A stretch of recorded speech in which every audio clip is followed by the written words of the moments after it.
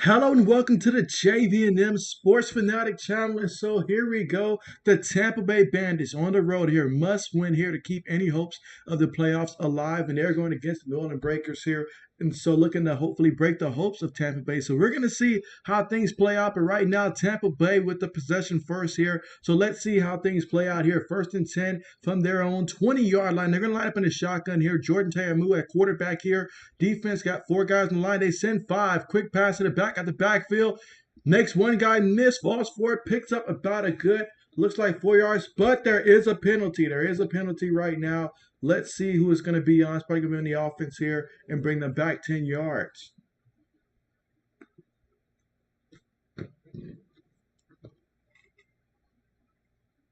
Again, this is the same weekend in which we saw the Birmingham Stallions get their first loss of the season, so no more undefeated teams here. So, hey, we'll see how things play out this time around. But it was a personal foul, actually, was the call against the offense there. So that's going to move Tampa Bay back here. But Tampa Bay, they've got to be able to win. They are right now in the season 0-3 when coming off of wins. So you got to be able to put back-to-back wins together. The coach just said that they have not played their best game of the season yet. Now is a good time to come out and play your best game of the season right now if you are Tampa Bay. But right now, Tampa Bay after the penalty here. Here we go. So first and 19 out of the shotgun. Three receivers on the play, one tight end, one running back.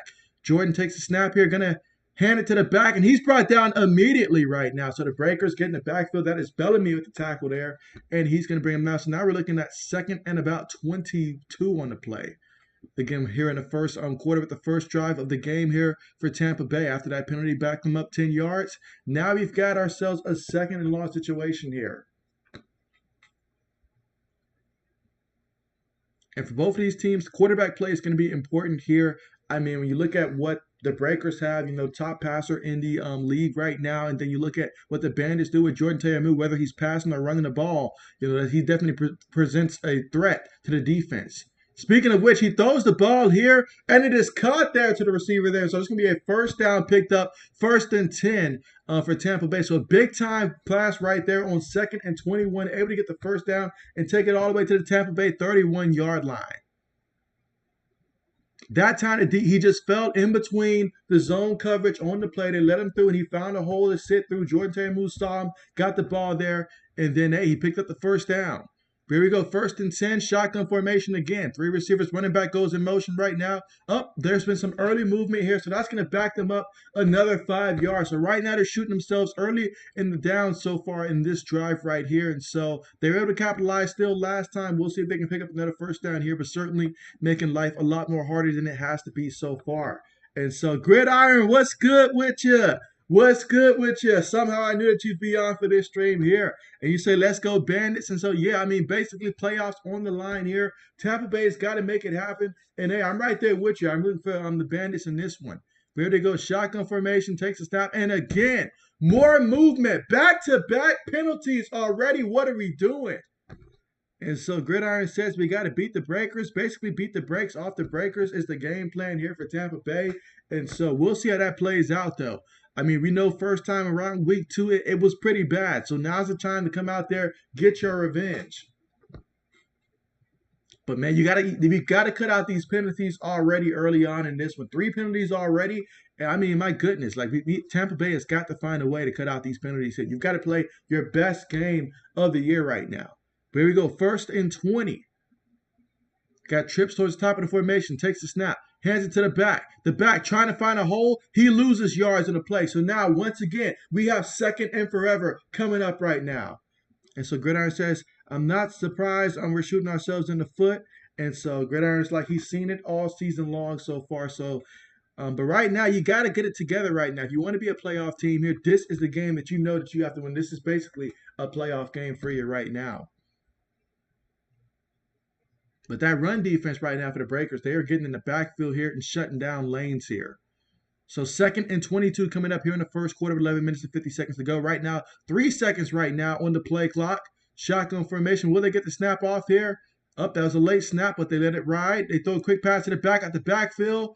And he picks up only a few yards there, about 3 yards on the play. So now we got 3rd and 19 coming up. Can Jordan Ta'amu make something happen like he did previously on a previous play in which, well, on the previous, I should say, set of downs where he was able to connect with the receiver and pick up the first down here. Let's see if he finds a hole in the zone here coming up on 3rd and 19.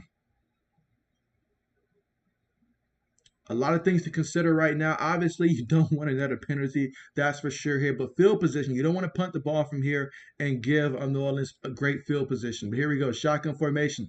Takes a snap. Defense sending for it. Jordan Ta'amu feels the pressure. He's moving. There's a penalty already out there. He's just going to run out of bounds. Get what he can on that one. Took somebody out in the sideline here. But there is a penalty here. Don't think it's going to really matter here. It should be 4th down either way here. And so expect the punt unit to come out here. But yeah, Gridiron, I know you got to see that Birmingham actually had their first loss. And so I was like, man, I should have streamed that one. But yeah, Birmingham went down. So no more undefeated teams in the league. And so, yeah, I mean, right now, the offensive line, I mean, they are holding, they are moving, false starts here. We're having personal fouls. We're having some of everything you can think of right now against them. So you got to definitely clean that up as this game continues to go on. Got to have that cleaned up. But here we go. Punt unit out there. Going to need one heck of a punt on this one. Good snap. Punt's on the way. Let's see if we get a return. All right, so New Orleans is going to return it. He's at the 20 right now. 25, gets knocked out of bounds at the 30-yard line, so the Breakers will take over at the 30. Let's see, Gridiron says, go ahead and punt. Hopefully the defense can step up and not shoot themselves in the foot. And so I feel like that's going to be the theme today. That is going to be the theme today. But now you've got Kyle Slaughter in this offense here of the Breakers. You know that they do a tremendous job of passing the ball here. And so if New Orleans cuts out on the turnovers, I mean, hey, their passing game is just that much more better. So if you're Tampa Bay, got to be aggressive, force some turnovers. And so, Braden, what's good with you? And Braden says, hey, JB, sorry about your Stallions. And so, yeah, Braden, that was unexpected. I let my guard down. I'll put that one on me. I let my guard down. I thought we had it in the bag before the matchup. But right now, we're not playing our best football. That's pretty evident there. We've had a couple games here where we honestly have gotten by. And so, we're not playing our best basketball. And so, let's see. Gridiron says, what are your thoughts on the whole Jack Del Rio situation? And so that's a great question right there with the whole Jack Del Rio situation there. And so I get the sense of, sending him the fine. I was actually okay with the discipline that they did there in terms of obviously you fine him for what he said. Obviously there's a segment, of the population that feels two different ways about it. So I feel like this was like as close as you can in terms of putting it towards the middle of the road in terms of what Ron Rivera did. And so Ron Rivera, he acknowledged it.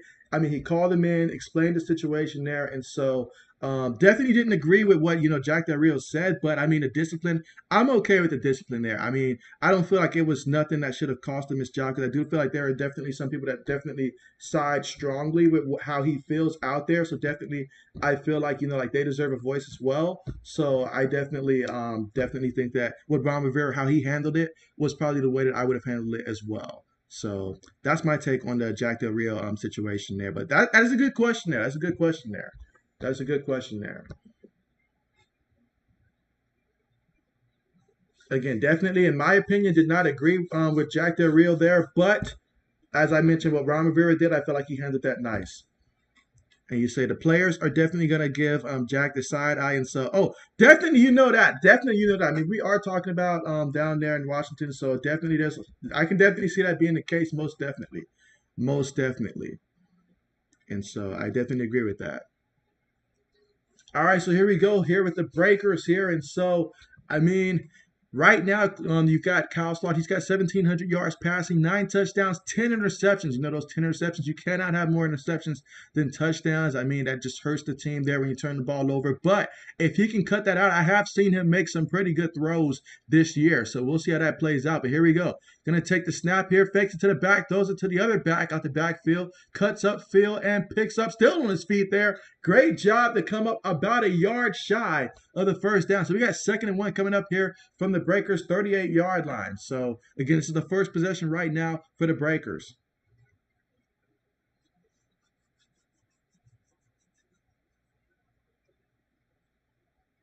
All right, here we go. Out of the shotgun, going to take the snap here. Looking, throws it, and it is incomplete.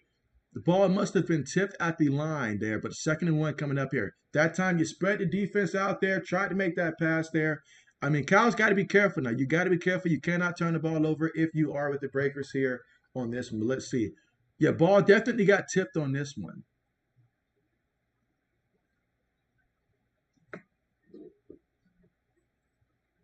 All right, but here we go. So we can line up in a shotgun again here. 2 receivers, 2 tight ends. Going to hand it to the back, and the back still on his feet here, still running, taking it deep into the opponent territory here, taking it all the way to about the Tampa Bay 37-yard line on the play.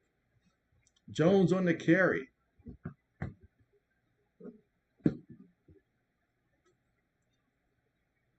But tell me this, Gridiron. I have not been paying too much attention to the whole Deebo Samuel situation there. But I believe, isn't Deebo currently showing up to camp right now, if I'm not mistaken, down there in San Fran? But here they go, hand it off to the back. He's taking them to the line of scrimmage. So we got 2nd and 10 coming up here at the Tampa Bay 37-yard line. Again, that run game bust open a big one there. If you're Tampa Bay, you can't let that happen. You just cannot let that happen there. Running up the middle like that, at most maybe 5 yards on the play, but you can't let them break it out like that. You just can't. Gridiron says, this seems all too familiar. He says, here we go again.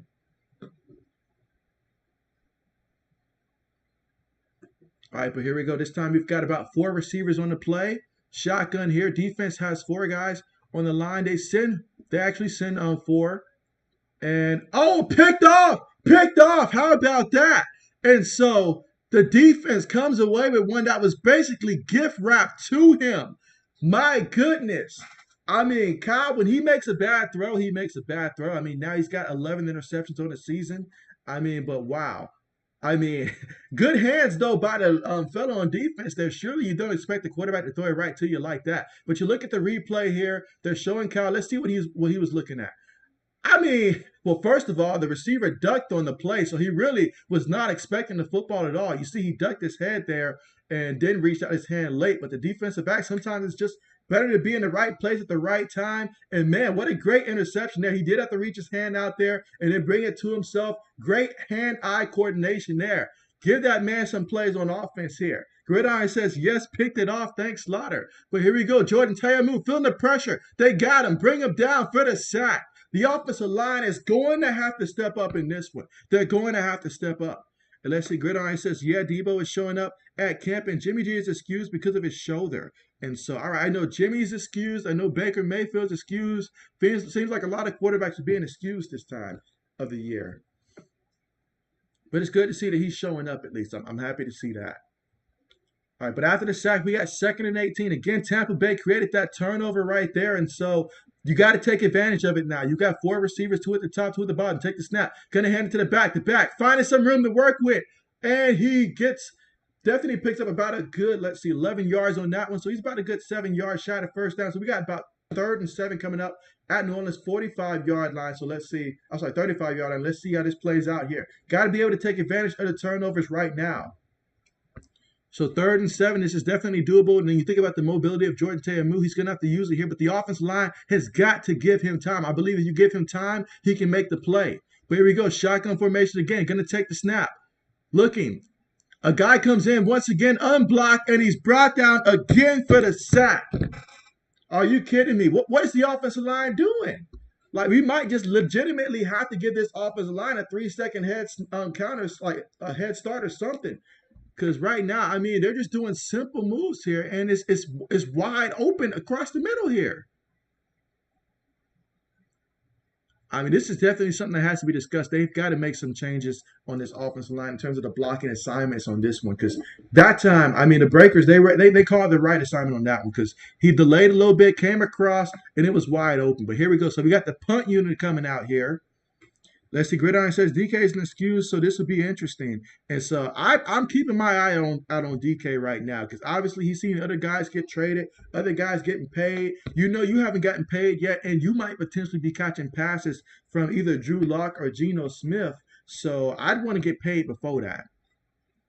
Most definitely. But after that punt right there, so now the Breakers have the football back.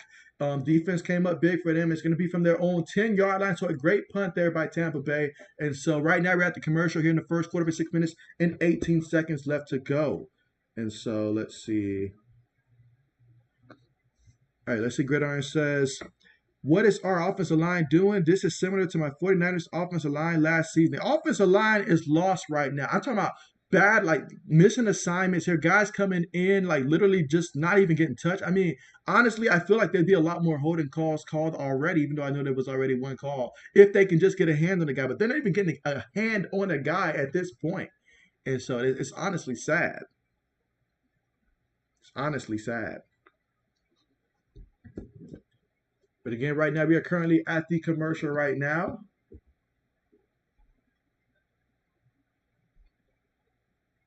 Again, in this game, we have for the Breakers, the quarterback that has the most passing yards on offense in this league right now. That's Kyle Snyder. He's got more than 1750 coming into this game. Then you got Jordan Taylor with the most passing touchdowns in this league so far with 11 passing touchdowns. So both of these guys extremely critical. And so let's see, Braden says, did you see game 4 of the finals on Friday? And so, yeah, congrats to your Golden State Warriors. They came through. I'm starting to wonder if maybe I'm the bad luck for Golden State. Every time I stream, am I the bad luck for Golden State out there? I mean, who knows? But no, that was important right there. But game 5 is going to be critical. You know what they say? You win game 5. Most of the teams that win game 5, if it goes to a game 7 scenario, then they typically win there. So winning game 5 is going to be critical right here. And I'm excited to see how this is going to play out. Game 5, it can go either way. So I'm excited. But yeah, congrats to your Golden State Warriors on that win right there. Just got to follow it up with another window. All right.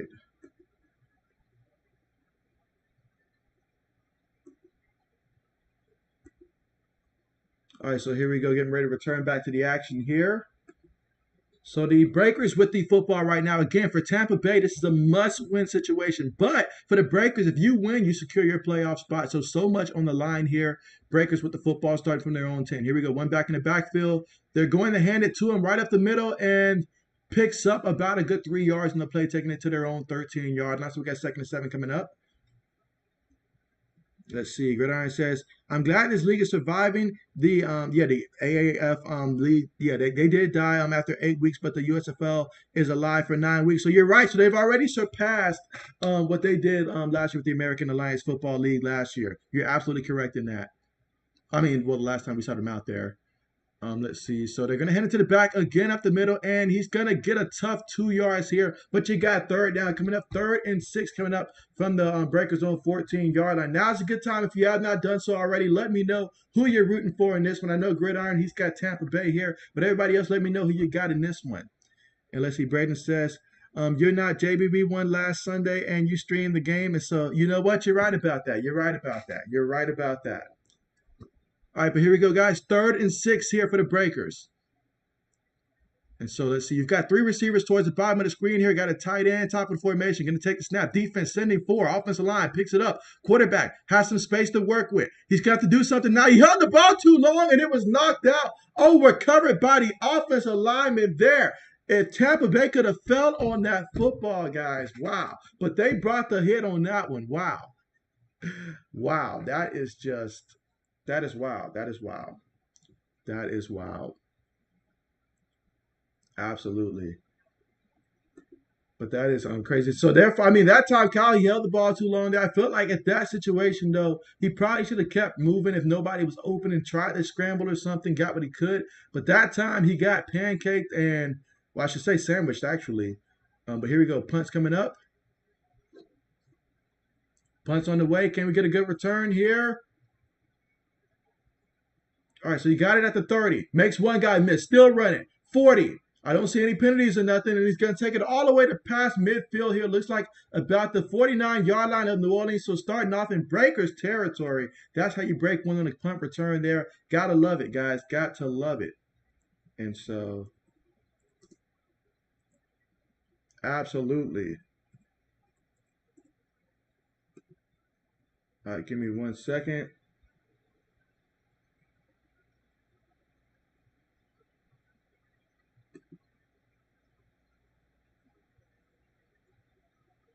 Let's see.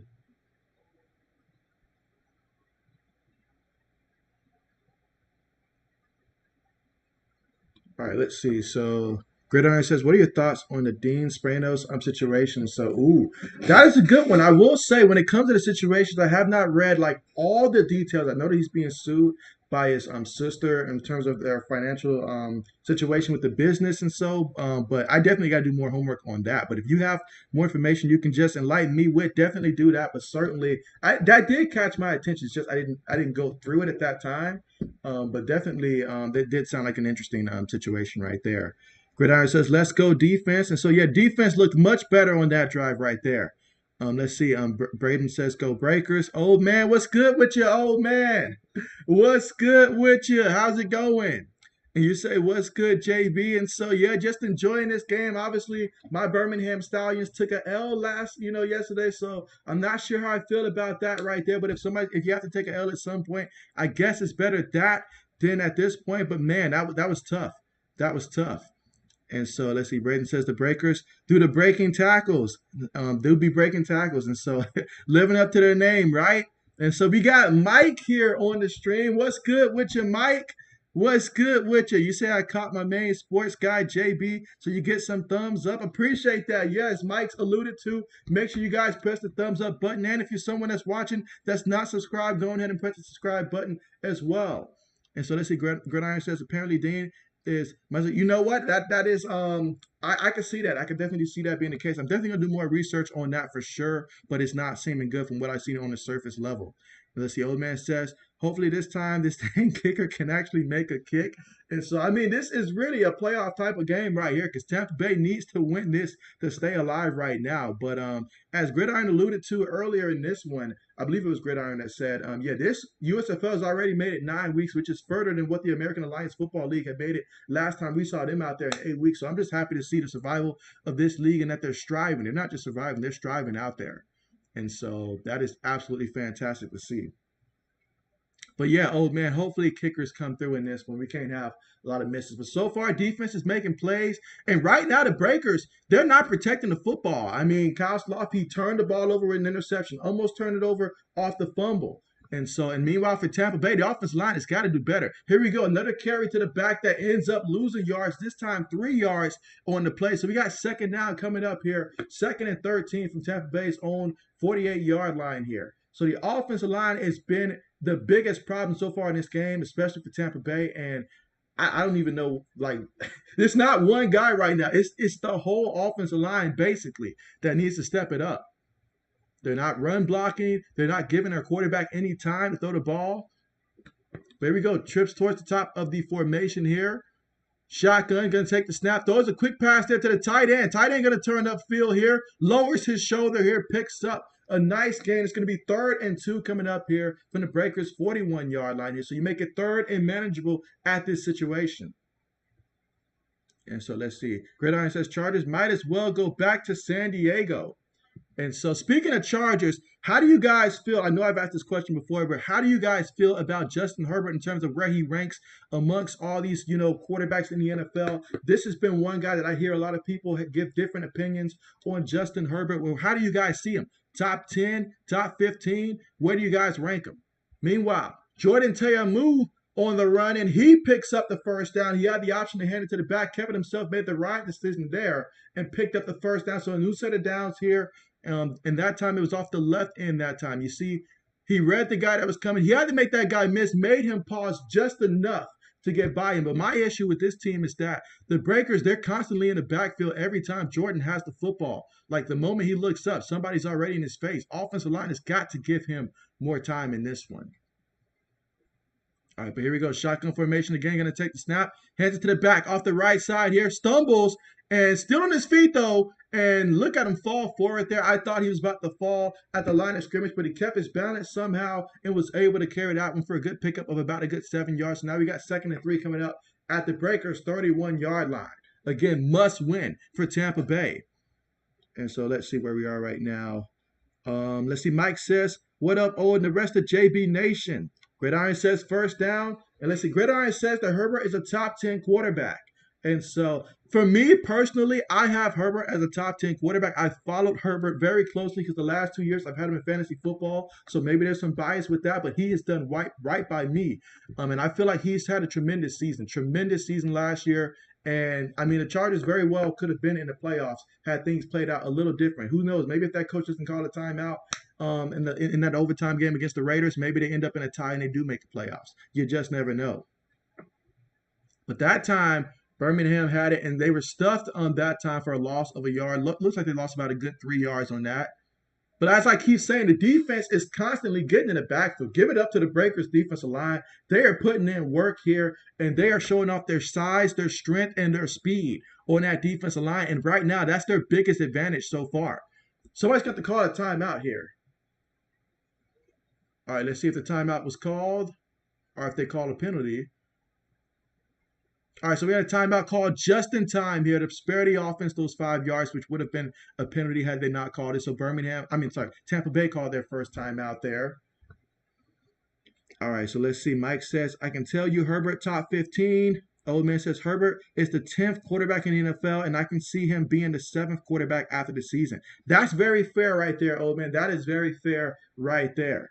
And let's see. Old man says, what's good, Mike? Mike says the USFL Mike says, dang, Birmingham lost. So yeah, Mike, Birmingham lost, and I did not suspect it. I had a few games on our radar for Birmingham that I thought might have been that team, but this was not one of them.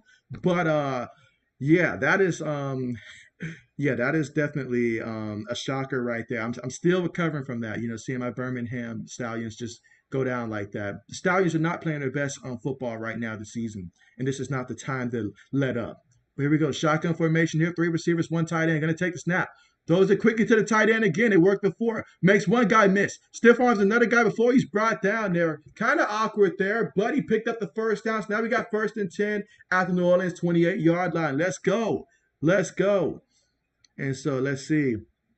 Mike says this USFL not silly like XFL try to be this league entertaining to football fans. And so Mike, when it comes to the USFL versus the XFL, I feel like it's what you really value. Like in the XFL, if you like seeing like the offense and stuff like that, you might find that entertaining and stuff like that. They do have the things that they do in that league that's pretty interesting. But if you're just the hardcore like NFL fan, this is about as close as you get to just that hardcore type of football that we've grown to love so much. So in that sense, definitely understand that. Meanwhile, Jordan Taylor on the move, and he hits receiver Willies there. I'm way off there for the first down. So now we've got 1st and 10 at the 12-yard line. So we got somebody finally knocking on the door here late in the first quarter. We only got about 25 seconds here, so this may just run out the rest of the time here in the quarter. But we've got Tampa Bay moving the football here.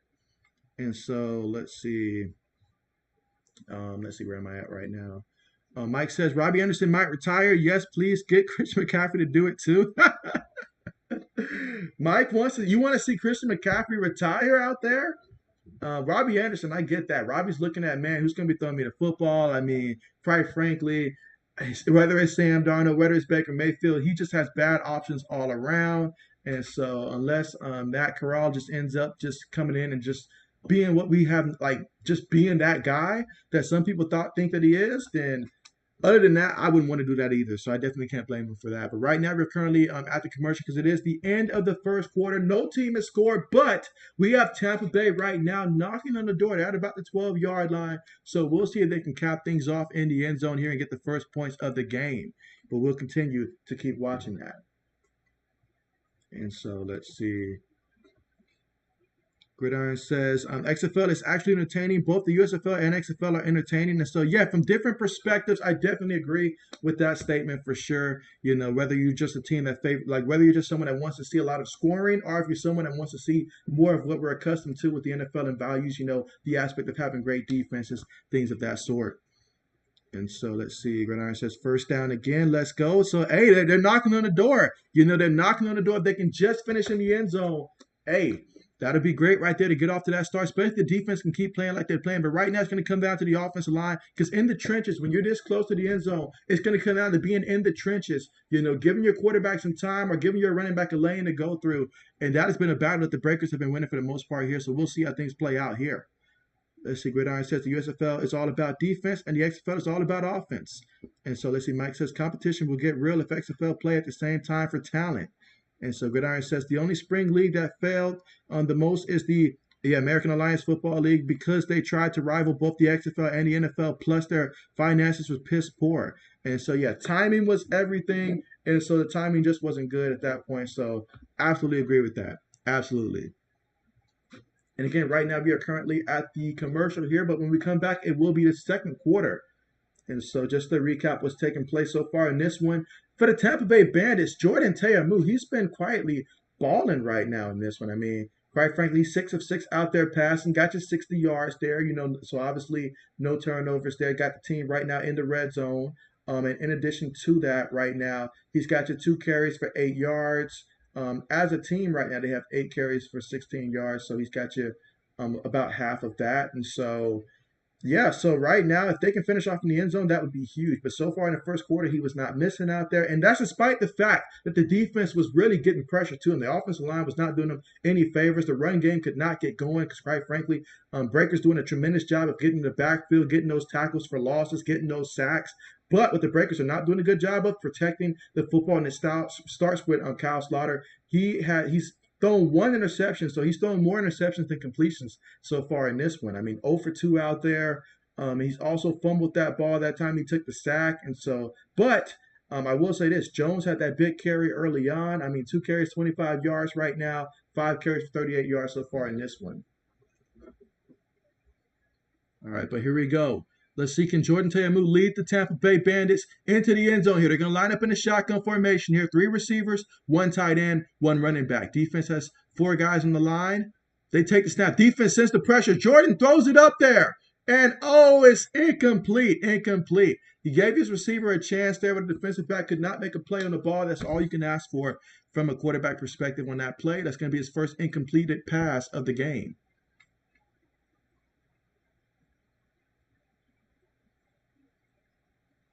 Yeah, that time he would have been out of bounds either way, though. If he had caught that one, he would have been out of bounds either way. He did not have the ability to get his foot down.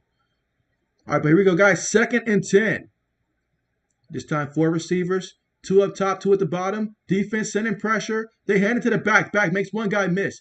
And he finds a way to pick up some positive yards. He fumbled the ball. Was he down?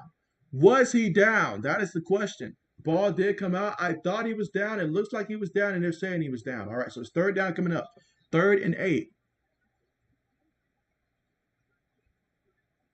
And so that time, but then again, I mean, you look at this, and I mean, the Breakers are doing a tremendous job when it comes to just shooting gaps here and just getting in the backfield here. You can tell that their scheme, you just obviously they're taking out all the linemen here, and they typically have about 2 guys coming in that's free. But what does that mean? Well, that means if you run a little bit of those shorter passes, particularly across the middle, you might have something there if you are Tampa Bay right now.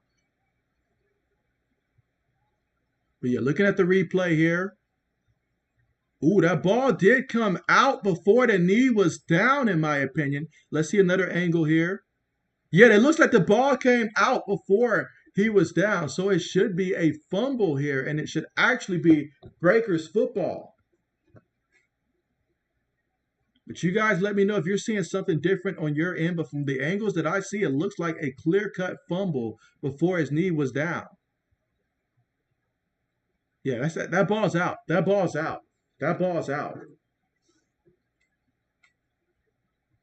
Right now, it's under review, so I'm expecting for this to be overturned, actually, and for it to be New Orleans football, which would be just terrible right now. Old man says that's a fumble, so he agrees with me here. And so, yeah, that's a fumble. That's a fumble. That is definitely a fumble right there. I mean, you got to hold on to the ball right there. You just have to. But great job by the defense coming away with another turnover here. Turnovers has been the theme so far in this one. You cannot make more mistakes than your opponent right now. And that's a huge fumble because you're taking points potentially off the board right now with that fumble. And let's see, Mike says, I heard a guy from the Walmart family looked under a couch, cushion, gathered what he found and told his accountant to do something with it. So he brought the Broncos. And so, all right, but here we go. So this time we're going to bring in Zack Smith here, try to provide a different look here at quarterback for the Breakers. Going to line up in a shotgun here. Fakes it to the back and, threw a dangerous pass there. Good job there by the linebackers. Linebackers playing great coverage right now, the Tampa Bay Bandits. I will say that. They are involved in every single play, getting a hand up or something. So we got 2nd and 10 coming up here. Smith in at quarterback for the Breakers. Let's see, old man says, that's Breakers' ball. Defense stepping up. And so let's see, Gridiron says, can't even catch a break. All right, takes a snap out the shotgun, heads it to the back.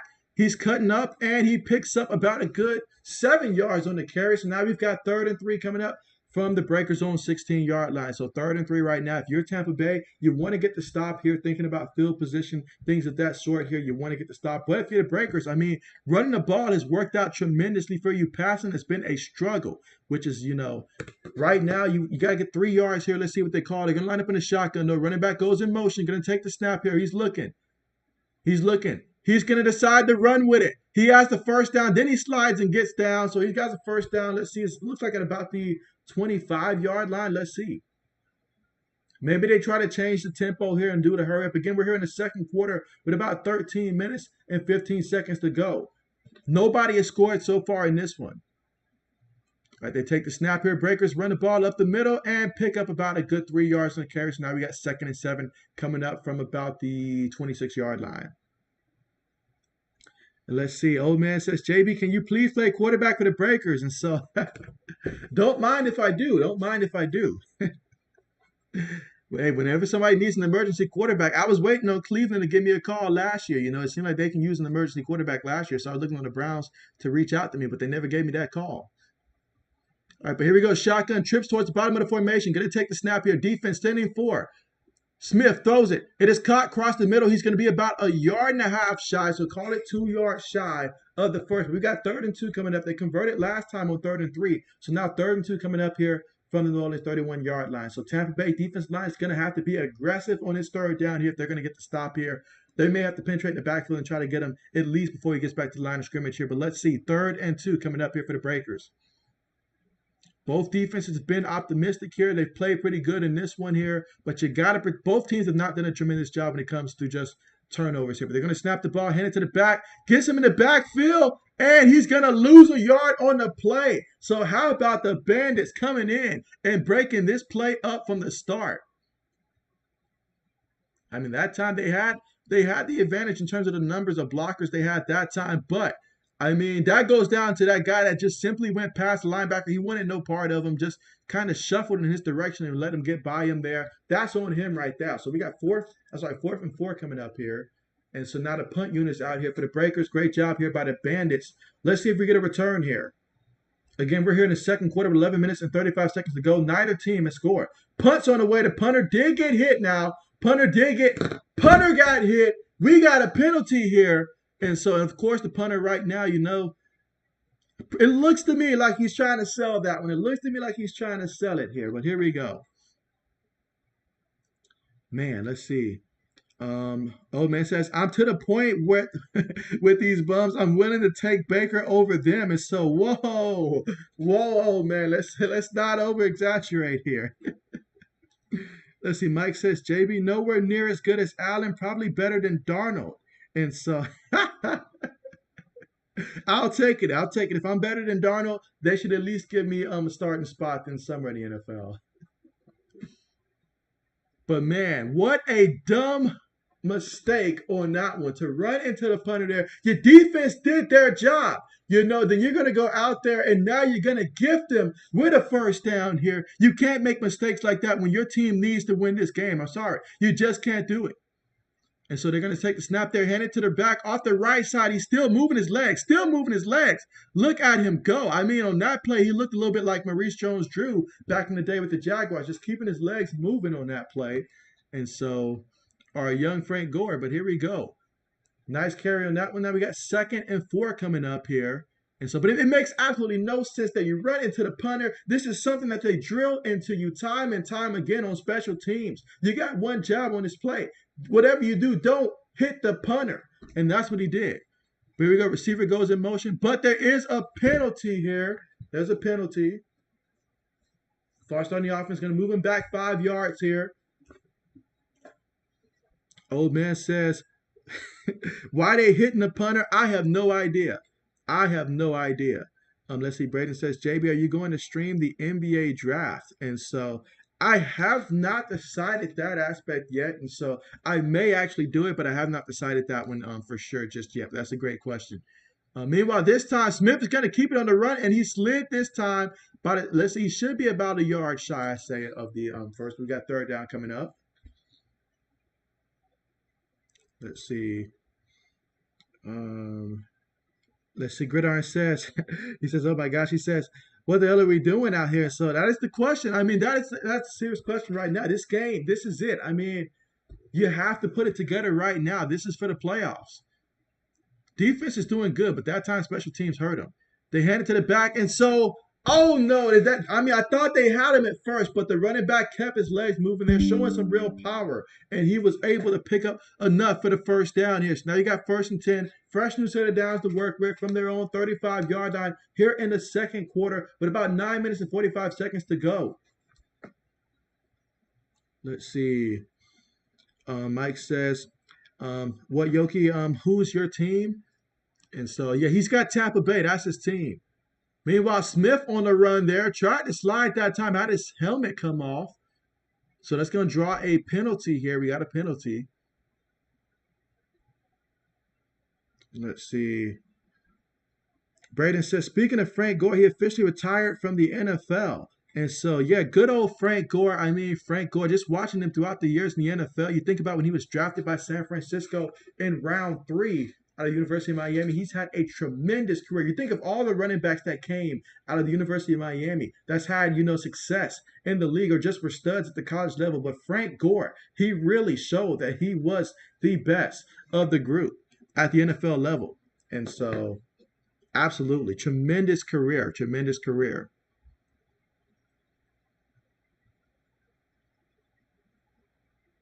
All right, but so far in his current drive, 10 plays, 59 yards, and over 5 minutes to turn time possession. Takes a snap out the shotgun, feels the pressure. Pressure is there. Pressure gets to him. Ball comes out. I got to see the replay, though, to see if he was down. It looked like he was down. Let's see. But tremendous job getting there for the sack. So it'll be 2nd and 13 right now. 2nd and 13. So the Breakers can't catch a break right now. They cannot catch a break right now. Let's see. Gridiron says, I'm a Bandits fan, Mike. Gridiron says, I'm mad because we hit the punter for no reason. Yeah, that was literally no reason. That ball was gone. That ball was gone. Let's see. Old man says, nah, JB, I'm being 100 Baker better. Baker Mayfield is better than these bums. You say, hell, Sam, seeing ghosts. Darnold is better than these bums. And so, let's see. But here we go. 4 receivers on the play. Going to take the snap. Throws it to the back, out the backfield. He has some space to work with. Lowers his shoulder there, delivers the punishment before going out of bounds there. So we got third down coming up, guys. Third down coming up here in the second quarter with 8 minutes and 15 seconds to go. Neither team has been able to score so far in this one. But this is a hard-fought game out here, but you've got to protect the rock. You have got to protect the rock. Let's see. Mike says, could Trubisky start at Mike unpredicted? And so Trubisky could start now. He could start. Like I know I give Mitch Trubisky a hard time there, but Mitch could start. He could. All right, but here we go. Quarterback takes a snap here. Throws it to the back of the backfield again. And he picks up enough for the first down. But there is a penalty here. There is a penalty here. Let's see what they call. Let's see.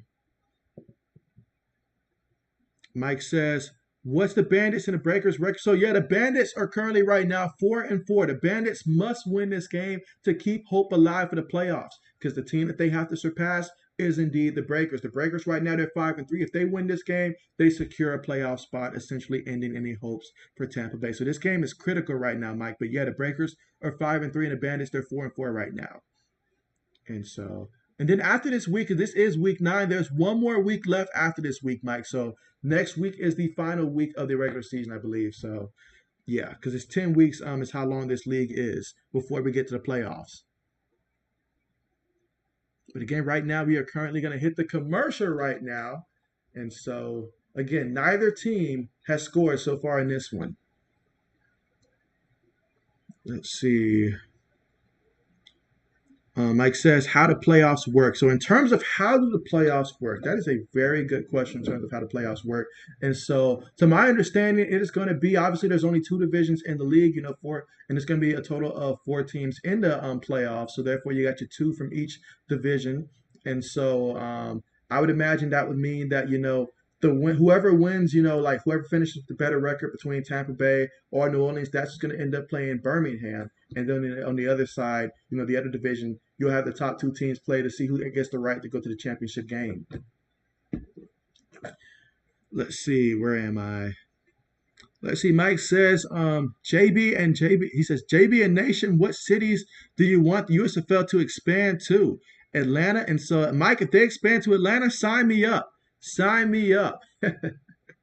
I can go out there and play if they start playing it in Atlanta. That would be great. But yeah, guys, definitely let us know what are some places that you would like to see them expand the USFL to. That's a great question, Mike. So definitely let us know here in the chat section. What do you guys think? Let's see. Old man says defense and running back is the only good thing about the Breakers. O-line and quarterbacks are all bums. Mike says, I like all the young men who don't make NFL could have unprofessional careers. And so, yeah, definitely expands the field. Because if you really think about it, just in terms of the numbers game, you think about how many college teams there are, not just Division One, but Division Two, all those guys and things of that sort. And then obviously the guys who are already, are at the NFL level that don't make the team. There's a lot of guys out there. And so, I mean, quite frankly, sometimes injury can prevent a guy from getting an opportunity at the NFL level and things of that sort. I mean, sometimes it's just the coaching scheme or certain coaches favor certain guys over another. There's a lot of factors that go out there. We can't just pretend that all these coaches get it right every single time when it comes to keeping certain guys and cutting other guys. So it's a great opportunity for you guys to continue to do what they're most passionate about and what they've done pretty much their entire lives. Go out there and play football. And we get the benefit by seeing more teams. But obviously, there's just a lot of teams out there, as I mentioned, at the college level. And so just not enough NFL teams to cover each and every person, honestly. All right, but here we go. Going to take the snap here. Going to fake it to the back. Throws it up the middle to the run to the receiver up the middle. And that's going to be a touchdown. First touchdown of the game. So the Breakers getting to the end zone here for the touchdown. That's actually the tight end who was lined up in the slot on that one. So Breakers score, and they're up 6-0 over the Bandits right now. Here in the second quarter with 7 minutes and 27 seconds left to go. So we finally get a score in this one. And you look at this again, and so, quite frankly, I mean, the linebacker, he came up. He thought it was a run play. It was an excellent fake. They sold that one, and the tight end was able to get behind him and in front of the safety. Safety got there way too late, and so that's a touchdown. That's a touchdown. Let's see. So we're going to have the PAT attempt coming up here. Let's see if we can convert this. Kick is up, and oh, my goodness. What a horrible kick that was. So that is no good right there. So, yeah, the Breakers, they break into the end zone, but unable to convert on the extra point there. So the score right now, 6-0. If you are the Bandits right now, now's the time to go ahead and try to get into the end zone here in the second quarter with 7 minutes and 27 seconds to go. Maybe seeing the other team score, maybe that lights a fire up under the Bandits right now. We'll see when we come back from the commercial. Let's see. Mike says, it's key that Bears got that Nate Peterman deal done, JB. And so, man, Mike, I mean, just thinking about how, the offensive line has issues down there in Chicago. And then you think about Justin Fields, he showed last year he got banged up. He's still young. He's still getting stronger and stuff like that. But he needs some help. So he may miss some games, honestly. If the offensive line looks like what they did last year, he could very well miss some games. So if you're going to depend on Nate Peterman and you don't really have a lot of weapons to throw to and no offensive line, Nate Peterman may break his own record for how many interceptions he throws in the game. I'm going to call it now. That's going to happen this upcoming season. And so if you get the opportunity to start this man in fantasy football, don't do it. That's the best advice I can give you. Don't do it. Let's see. Gridiron says we need to beat New Orleans. And so he also said the USFL needs to bring back St. Louis. And so that's a good one as well. St. Louis, that's a good one as well. I would love to see that. Let's see. Old man says, let's go about time. So, yes, it's about time. We got a score here going, guys. But right now, we're at the commercial. So now's the perfect time to make sure, if you have not done so already, that you do go ahead and press that like button. And also, if you're someone that's not subscribed to the channel, go ahead and subscribe now. I mean, hey, there's a lot of good things coming in. I mean, we're just trying to get through to the playoffs soon. And then once we get to the playoff, guys, we'll see how things play out. Obviously, NBA Finals, I'll be streaming that tomorrow. Game 5, we'll see how that plays out. And you know, and those of you that know, most of my content is NFL related content. That's a lot of what I do. And so, absolutely, I'm still looking to plan to add a couple more things to the channel as well. So make sure you guys are subscribed to the channel also. But yeah, let's see. Gridiron says, and now we got to score. That's right. The pressure's on now. And so, but Jordan Taylor had a tremendous first quarter. I feel like offensive line cannot do that. But hey, you guys fumbled the ball when you guys were moving the ball. So you guys can move the ball. Just got to protect the rock, though. Cannot turn the ball over. Because honestly, Tampa Bay should have scored already. They really should have scored already. If it was not for that fumble, I believe that they would have scored. And they already have 6 penalties in this one for 41 yards. So make sure you don't turn the ball over and that you don't make mistakes. You got to put it together here on this drive. The season depends on it.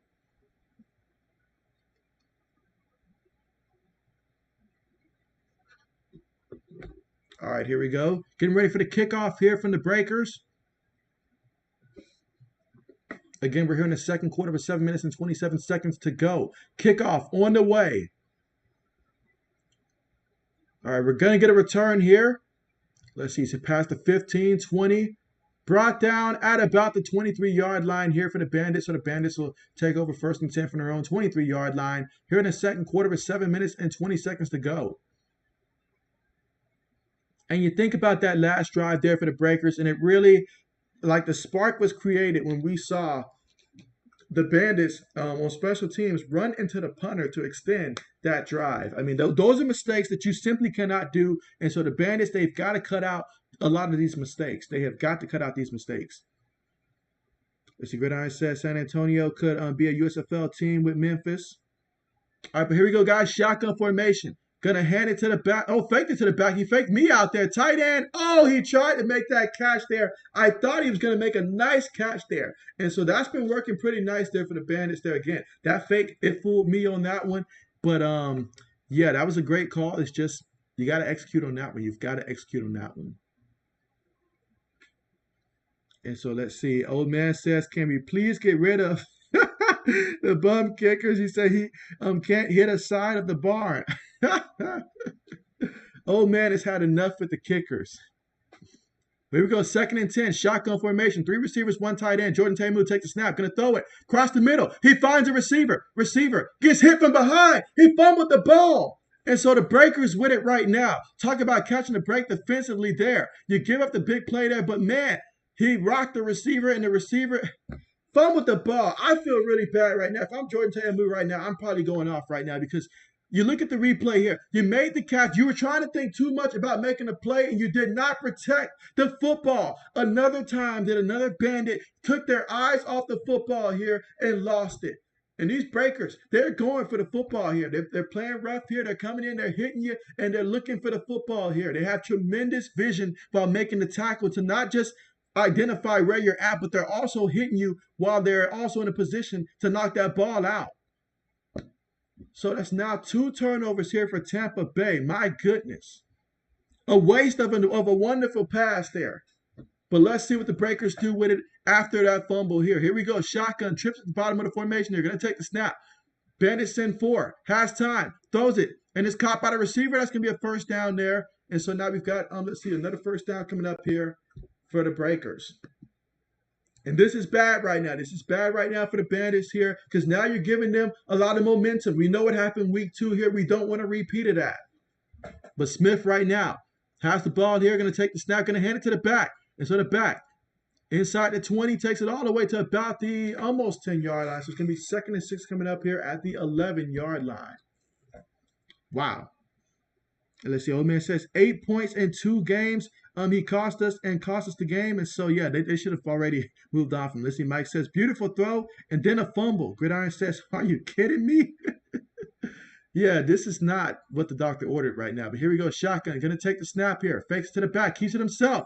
Runs up there. Picks up about a good 3 yards here. So now we got 3rd and 3 coming up here from the 8-yard line. So if you're the Bandits here, you want to get the stop here. Try to see if you can get him to lose some yards. Now, Smith is coming out here. It looks like he's holding his wrist right now. So, obviously, he hurt his wrist on that play. So, that's going to bring back out Kyle, which may be a good thing for the Bandits right now. Kyle, he's throwing some interceptions. I mean, even in this one, he's already throwing the interception. We'll see how this plays out here. But the offense was responding well to Smith so far in this one. So, we'll see how things look right now. But, obviously, he hurt his wrist. He came down on it. And after that, he knew he hurt it. All right, here we go. 3rd and 3. Going to take the snap here. Still looking, throws across the middle, and it is incomplete. I say it's incomplete. Looked like they were battling to see if he caught it or not. Let's see if the referees say. Are they going to give him the catch? They give him the catch. Let me see the replay here. It looked like they were fighting over the ball there, but they say it's a completion, so it's a first down. All right, let's see from this angle. Can we really call that a catch? I don't know. My initial instinct, I thought it was incomplete, but they say it's a catch. So 1st and goal at the 3. And so let's see. Old man says, let's go. He says, Breakers making them fumble. At least the defense showed up to win. Old man says, yeah, that doesn't look good. Hopefully he's okay. Yeah, hopefully he is okay.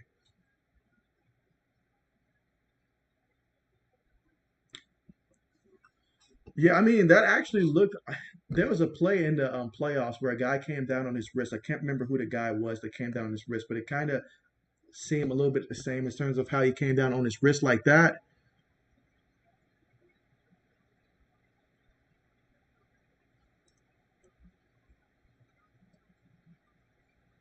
All right, but they are showing us the replay right now on the screen.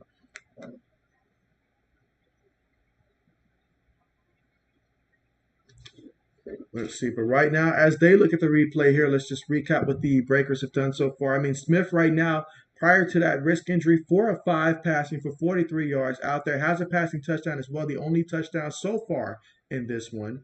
But let's see, will they overturn this? Was I initially correct in my first analysis of it being incomplete? I thought it was incomplete at first. They said it was a first. They're looking at the replay here. All right, so they looks like they changed it. They overturned it. All right, so it is incomplete there. So 4th down coming up there. That's the right call. Old man says that was no catch, but I'll take it. And so we got a field goal attempt coming up. So the kicker did miss the extra point. It has been a struggle a little bit with the special teams. This season, he's 9 of 12 right now. So 75% on the season. This is a 26-yarder. Should not be too difficult, but hey, let's find out. These kickers lately have been shaky. Let's see if he can make it or will he miss. Kick is up and he made that one. All right, so he made that one. So now they're up 9-0. You got here in the second quarter, 5 minutes and 1 second to work with here. If you're Tampa Bay, you got about 2 timeouts right now. The question for Tampa Bay is not, can they move the ball? But there's 3 major issues right now that's working against the Bandits right now. The first issue is turnovers. Ultimately, turnovers are costing them points right now, and it's giving points to the Breakers. You cannot turn the ball over at this rate. The second is mistakes. Turnovers, things of that sort. I mean, they're just penalties. You're making too many mistakes right now if you're Tampa Bay, and it's going to cost you. It's already costing you right now. You're down 9-0 right now, but it could have been worse. It could have been worse. And the third is the offensive line. I mean, you're not giving Jordan time to go out there and make it do what it do, honestly. And so, let's see. Gridiron says, good job, defense. Old man says, about dang time. And so, yeah, the defense stepped up on that one. But we'll see how things continue to go. But right now, we're currently at the commercial right now. And so, let's see. For the Breakers, though, so far in this game, they've got 15 carries on the ground for 84 yards. So, they're averaging about 5.6 yards a carry. Longest run of the night belonged to Jones, a 25-yard run attempt. So far in this game, he's got 6 carries for 38 yards. Smith also had 4 carries for 25 yards as well. So, Smith gave you that. Plus, he gave you also in the air, 43 yards passing. So when Smith came in, they actually responded pretty well to him. Let's see. Braden says he actually made a kick. And so, yeah, it's funny how that works. Sometimes they actually make it. And so, I mean, it was a shock. It was a shock. It was a shock. Speaking of kick, in a totally unrelated situation, I told Old Man about this situation, but yeah, so we actually have 20 people in our fantasy football league now, Braden. But one of them, like it's a private league, but one of them, actually intercepted the invite that I sent to old man to 80s actually. And so I told 80s to go ahead and sign up. He said he was going to sign up, but the link had been up there for about a good 5 days, I think. And so someone else had actually hopped on because Carmichael had just signed, and then I saw the 20th person. And at first, I thought it might have been 80s that joined, but no, someone had actually jumped in and took his spot on in fantasy football. And I was like, I opened it to add 80s, and so I need 80s to like be on the stream and just go ahead and join our league at that moment because it's the only way I'm going to be able to get him in because people are going to join because I don't have his email or something like that. So I'm going to need for him to join right when I like at the moment that I send the link. All right, but we're coming back right now from the commercial here in the second quarter with 5 minutes and a second to go. And so Breakers up 9-0. And so they're going to be kicking things off here. So we'll see if Tampa Bay can get on the scoreboard here before halftime. Right now, that is the mission. That's the assignment. Let's see if that happens. And so let's see. Braden says he actually made a kick. And then Braden said, LOL. All right, so here we go. Right now, Bandits with it. And so, oh, he fell to the ground that time. There is a penalty there, but from that camera angle, it looks like if he'd have cut to the left that time and made one guy miss, there might have been some room to go. I don't know how fast he is, but if he had some good speed to him, he might have had a chance, honestly.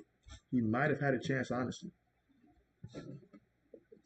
And so let's see. Gridiron says, what are your thoughts on the NHL finals? And so I don't heavily follow the NHL, but coming into that matchup, I kind of had a feeling that it was going to go that way just off of like history and stuff like that. But yeah, I don't too much follow the NHL. So I will say that. I will say that.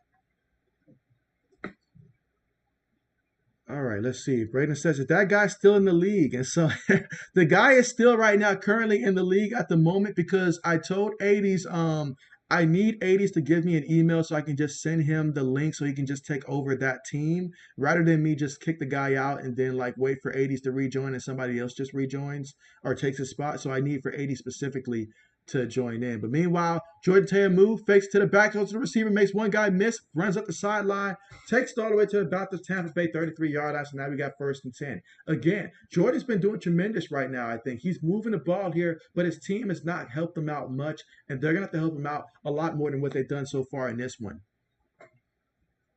But yeah, Braden, right now he's still in the league, but that's just until I can communicate with 80s and get 80s to go ahead and give me his email so I can go ahead and just give him control of that team. Then I can go ahead and remake the schedules. I'm going to have to remake the schedule, stuff like that, draft order, all of that stuff.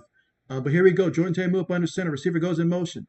And so, oh, it was some type of delay. I don't know if that play was meant to be like that, but the defense was already there to that point. It was blowing up from the start. I don't know what they were trying to accomplish. They looked like a trick play in the works, but didn't work. Didn't work. Trick plays don't work if you don't have time to execute them. I mean, the way that the Breakers are getting in the backfield, I mean, you wouldn't even be able to run the Philly special, honestly, because you wouldn't have time to do it. Here we go. 2nd and 15 coming up here. Again, second quarter with 3 minutes and 40 seconds to go. Breakers up 9-0, but the Bandits with the football here lined up in the shotgun. 3 receivers on the play. Going to take the snap. Jordan having to run once again. Can he get the first down? He does get the first down before going out of bounds. Great job by Jordan. And so that's just the greatness of Jordan on that play because the defense, they were coming. Offensive line, I mean, they picked up as much as they could that time, but the defense is just sending too many guys that the offense is struggling to pick them up.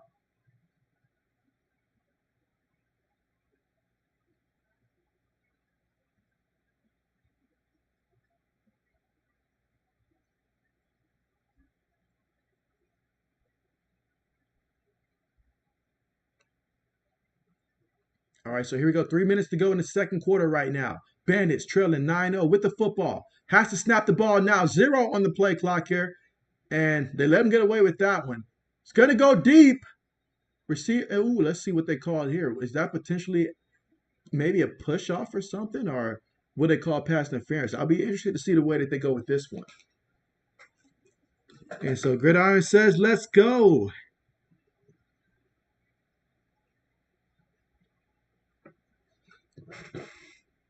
And so, yeah, looking at the replay here, yeah, definitely held on that one. But good job by Jordan just going deep on that play right there and giving him the ability. I like the fact that he took his deep shot right there. And I feel like that's what Tampa Bay needs right now. They need a deep shot in which the guy just takes it all the way to the house at this point.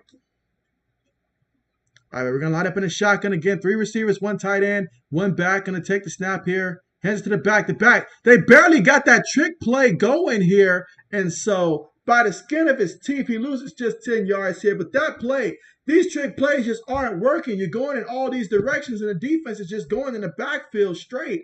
I mean, wow. Like, these guys are going to end up getting trucked back there or something, man. This is dangerous back there. Guys out here just tossing the ball around for the trick play, but the defense is basically within range where they can almost grab the ball out the air. I get that you're trying to run these misdirections to slow them down, but in order to slow them down, you got to block them first. That's the first concept in it. If you don't block, it don't matter how many trick plays you do. But here we go, shotgun again. 2nd and 12. Gonna take the snap. Jordan's got it. Jordan throws that one. Picked off! It's picked off! And he's about to take it to the house unless Jordan can make the tackle, and Jordan at least does that. But man, a pick. And it was Jones with the interception. But there is a penalty here. Is a penalty, but man. Jordan, that time it's on you, Jordan. That time it was on you that time. You overthrew the guy. Wow.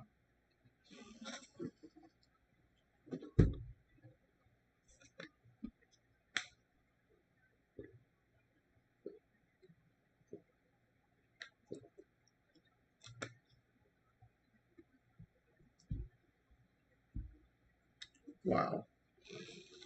So a turnover here in the second quarter with 1 minute and 52 seconds to go.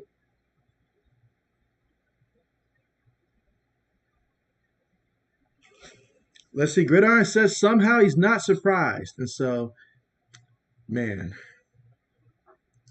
every time something starts going right here for the Bandits, I mean, turnovers, mistakes, penalties, running into the punter. I mean, how many times are we going to gift the Breakers with a break? I mean, wow.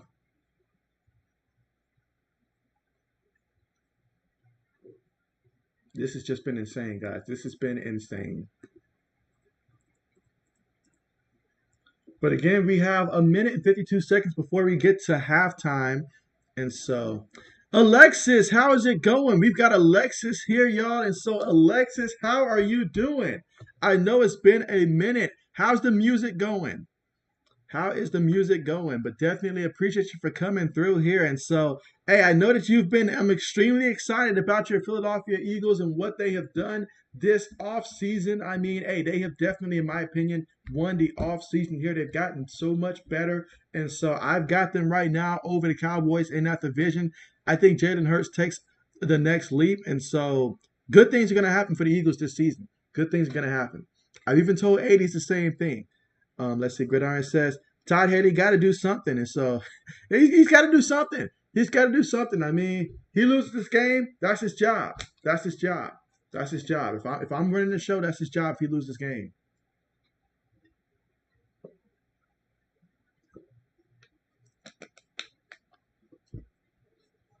But I mean, this team is they're not playing discipline right now, especially on the offensive side of the ball right now. But too many mistakes are happening right now. You cannot, this is week 9 of the season. You cannot be making this many mistakes. Mistakes are going to happen.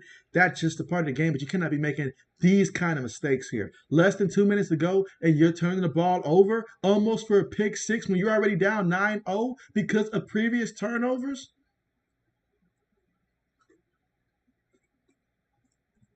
Let's see.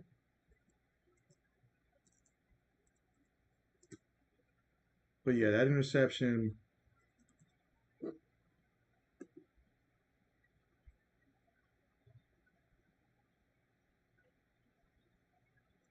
I mean, as a bandit's supposed to be someone who's able to, go out there and steal something. It should be taking the ball over, living up to the team name, creating turnovers, not giving turnovers away.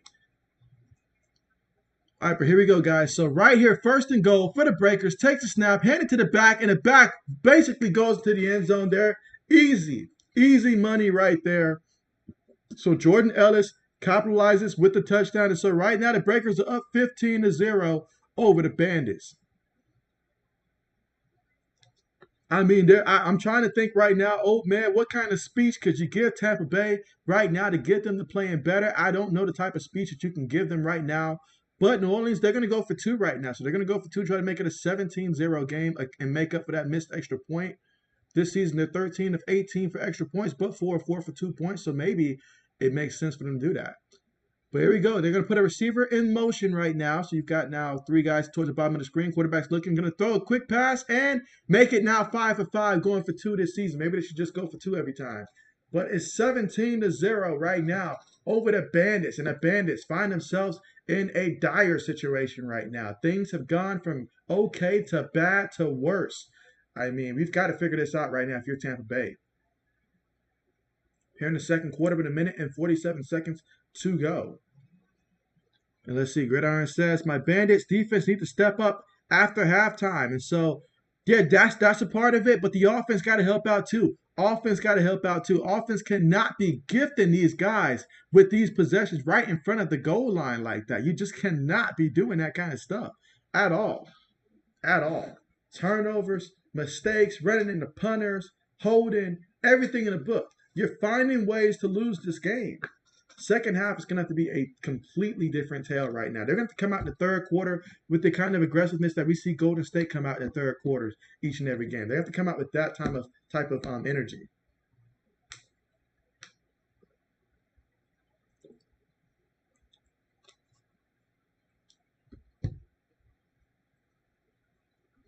But again, we are almost at halftime, guys. We got about a minute and 47 seconds to go before the half. But right now, we're currently at the commercial right now. But let's see, can the Bandits just get something on the scoreboard, something positive that you can look to and say, okay, despite everything that went wrong, we were able to put it together, preferably for a touchdown, but if not that, at least a field goal, something, to look at. Because right now, it's not looking good. It's not looking good right now. You're giving away too many mistakes right now, and it's hurting you. And this is a must win right now for the Bandits. A must win.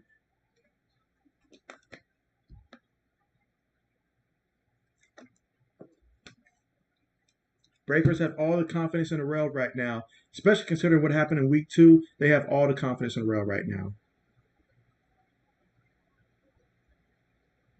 All right, but let's see. Let's take a look at the Bandits so far in this one. So Amu, he is 8 of 11 passing so far in this one, 96 yards passing, and 0 touchdowns, 1 pick. He also has 3 carries for 28 yards on the ground, longest run of the night, 20 yards.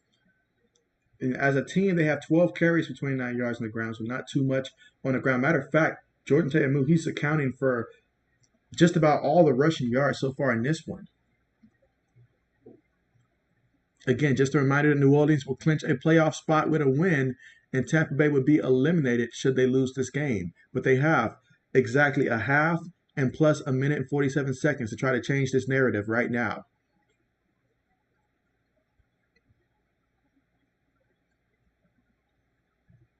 All right, so we're going to have the kickoff here. All right, so let's see if we're going to return here by Tampa Bay. Need a great return here. All right, he's got it. Let's see, 20. Still in speed here. At about the 24-yard line, it looks like. So first and 10 from the Tampa Bay 24-yard line.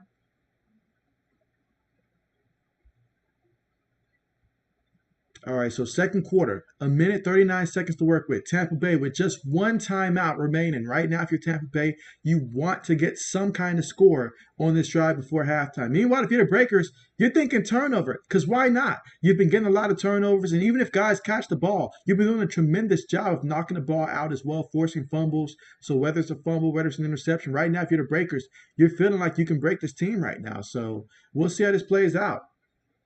But here we go, out of the shotgun. Bandits with it. Takes a snap. They're going to run the ball here. And so perhaps the game plan is to just go ahead and get to the half.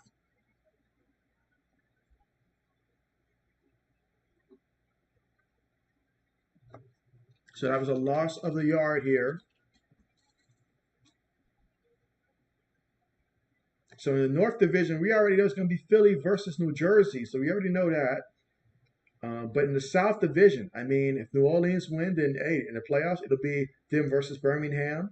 And if Tampa Bay can find a way to win, then next week will have some meaning.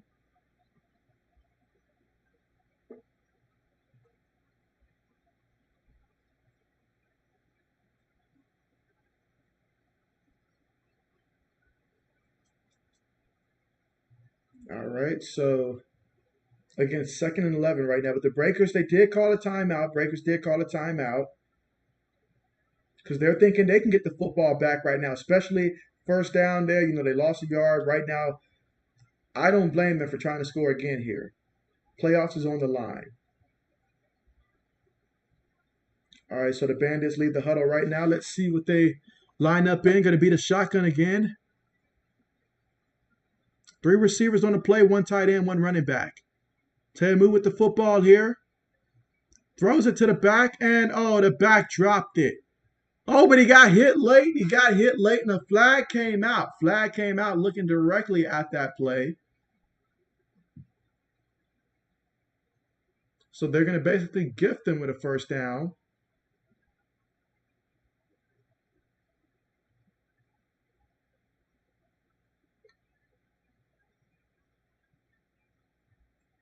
So Diggs is not happy about that. But I mean, hey, I get it. You're going in there and you're thinking, you know what? Diggs looks a lot almost like what was that quarterback name? Anthony Wright, I believe, for the Ravens back in the day. But anyways, Bandits here with the football, and so Jordan Ta'amu, he's going to scramble. He picks up the first down before sliding near midfield here. Let's see where they mark him. It's going to be at the 49-yard line of New Orleans here. So now you get the first down here. You want to hurry up. And so let's see, Gridiron says, a flag, thank you. Gridiron says, we'll take it. He says, we'll take it. Let's see, Mike says, I don't know about you, JB, but I play to win the game. And so Mike says he plays to win the game. Absolutely. Absolutely.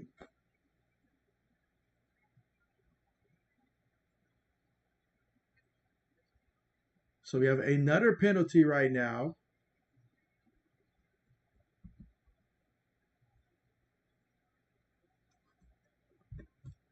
But yeah, Mike, that's the only way to play. The only reason to play is to win the game.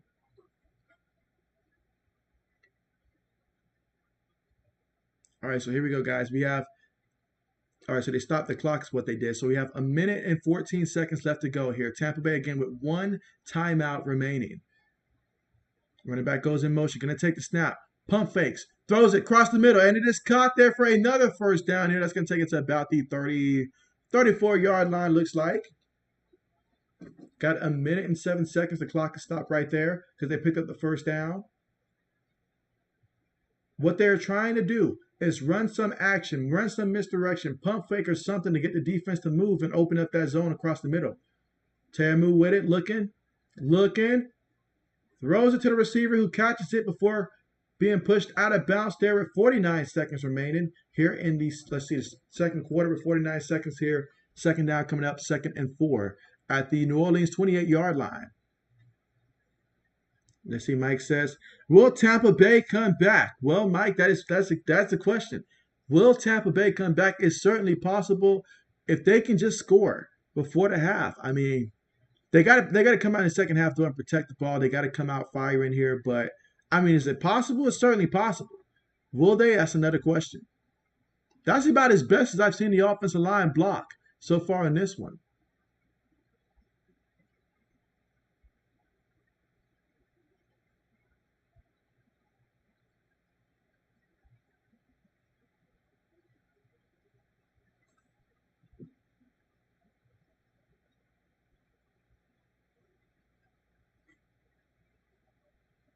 Oh wow.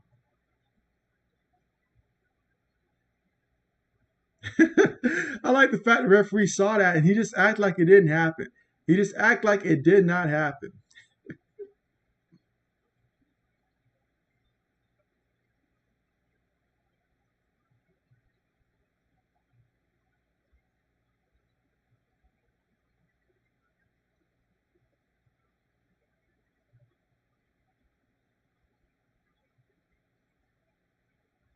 All right, so they're in the huddle right now.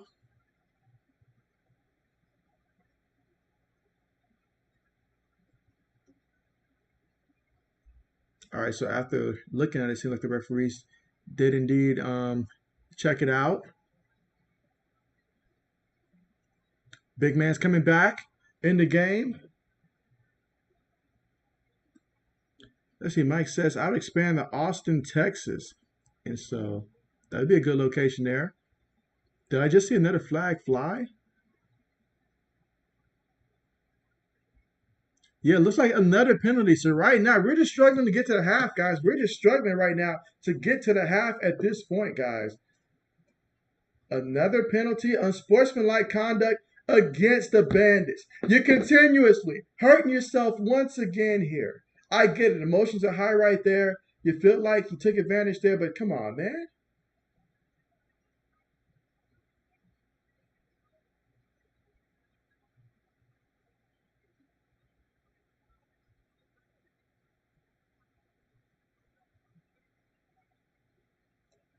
And so Todd Haley is like, man, he's like, this is exactly why I've never made it in the NFL. I cannot get discipline on my players.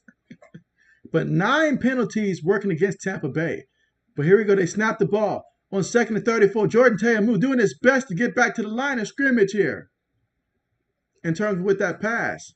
And it's an incompletion. Okay, so 3rd and 34 coming up, guys. 3rd and 34. This is looking very clownish right now. Like, I haven't seen something look so silly since watching Cleveland in one of those games where Baker had 3 open receivers and chose to eat a sack with a bum shoulder.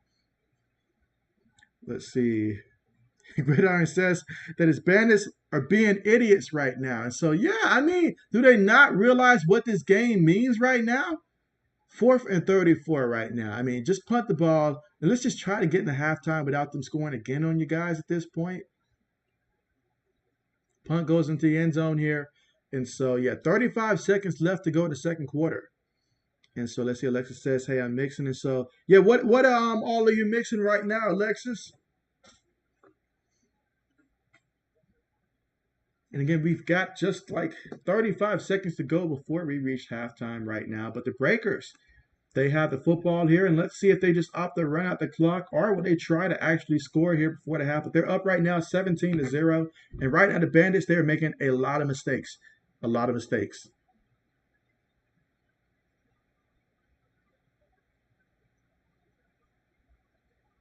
Right now, he's just lost all his cool at this point. At this point, just send him home at this point. You can't reason with him right now. I mean, at this point, he's just seeing red at this point. Everybody's an enemy right now.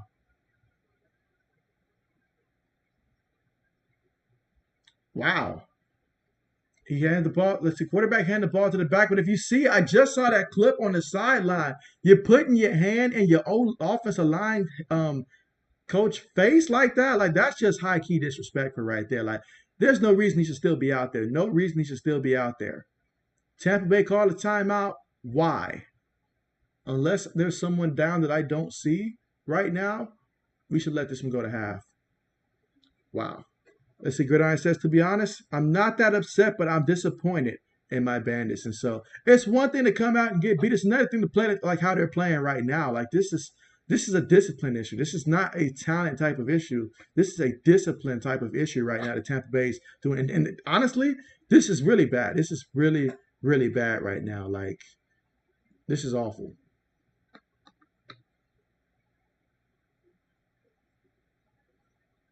All right, here we go, guys. 2nd and 9. Tampa Bay with no more timeouts remaining here in the second quarter. 30 seconds left to go. Kyle Slaughter with it. Gonna hand it to the back, and so the back running, and this should be enough to take us to the half right now. This should be enough to take us to the half. But man, I mean, right now, you gotta give your team one heck of a speech. How do you will your players back in right now? How do you will your players back in? Let's see. Gridiron says they called a timeout because that player. Let's see. They called a timeout because that player wants to put his hand on his coach's face. And so old man says Breakers finally playing like a winning team. More like Breakers finally broke the other team right now. Because when you got guys out there on the sideline turning on each other like that, and that's just, you hate to see that kind of stuff right there. There's supposed to be a certain level of bond and respect between these guys to where it doesn't reach and escalate to that point right there. But clearly, Big fella's just mad at everybody right now. He's mad at everybody right now. He's ready for the season to be done right now. 10 weeks too much for him right now. I mean, the way he was playing, I thought he's about to just go ahead and pull Antonio Brown right now, just take off his jersey right now and just walk out and leave and say he's done at this point. Because basically, he's done all the steps leading up to that at this point. At this point. Let's see. Gridiron says, my Bandits are like the 2015 Bengals undisciplined. Hey, that was a fun Bengals team to watch from that period there, where the Bengals, I mean, there was going to be a hard-hitting game. There was nothing like watching the Bengals and the Steelers play during that time frame and stuff like that, and just seeing a hard-hitting, the penalties, all that stuff. All that stuff. Bring your own medical staff to the game. Let's see. Alexis says, some Latino and dance. Okay, you say because I'm gonna have a contract, and so nice, nice, nice. That is fantastic. That is fantastic. That is fantastic. Doing big things. Doing big things. Absolutely. And so, but right now we are currently at halftime. So let me go ahead and catch you guys up on the stats right now. And so we'll start with the Breakers since they've broken this one open. Smith, you know, he came in, and when Smith came in, that's when the Breakers really started to get things going a little bit offensively. He was 5 of 6 out there passing, 51 yards, had a touchdown, also had 4 carries to 25 yards, but he did hurt his wrist, and so Slaughter was throwing back out there right now. He's still looking to get a completion right now. He's 0 for 3 right now, has 1 interception to his name right now, but on the ground, as a team, they have 18 carries for 92 yards. Jones has 8 carries and 43 yards so far in this one. But they haven't had to really do too much. Because the Bandits, you know, statistically speaking, they're not that far behind when it comes to statistics. It's just turnovers at the worst possible time has been hurting Tampa Bay. Lack of discipline, lack of focus. There's a lot of things going wrong. Even the play calling. Play calling has not been good at all. I mean, they're out there running trick plays, and you don't even have 3 seconds because the defense is already in the backfield. The moment the defense is already in the backfield, 2 guys are meeting the quarterback at the same time where he's just getting the football in his hand. And so they tried to run a couple reverses and stuff, but the play's already broken up because basically everybody's basically having to run for their life already from the defense. You're just playing hot potato with the football at this point. And then when receivers do catch the ball or the running back does, you know, make a good play, they fumble the ball. And so a lot of mistakes so far against the Bandits. But towards the end there, they're just losing their composure at this point. And this is not the time to break. This is the time to bond as a team here and try to get back in this game. You're down 17-0 because of the mistakes right now. And quite frankly, from what I've seen in the last couple minutes there, I don't know if Tampa Bay is going to be able to turn this one around in the second half. I don't know what kind of a speech you can give a team that's going to turn this around, but Todd Haley, he's got to dig deep for this one. He's going to have to dig extremely deep for this one. Let's see. Gridiron says the wild card game was really violent, especially the rivalry between the Steelers and the Bengals. And so I remember, I believe this was 2005 or 2006. You guys can correct me on what year it was, but it was the year that Cincinnati had won the division. They had Carson Palmer in their quarterback, and it felt like they were going to win that playoff game, but then the Steelers took out his knee on the play. And one of the games that, as a playoff moment, it really just I was not a fan of the Bengals, you know, in terms of being a fan there, but I wanted Cincinnati to win that matchup, and so it made me mad. And I was not, you know, like I had no stake in that race, but it made me mad watching to see that it looked like Cincinnati was gonna have they had the team to win, but they just took out Carson Palmer like that. So that rivalry between those two teams, it's been very intense. You've seen all the concussions and stuff like that. And so you say that was 2015 when that happened, 2015? And so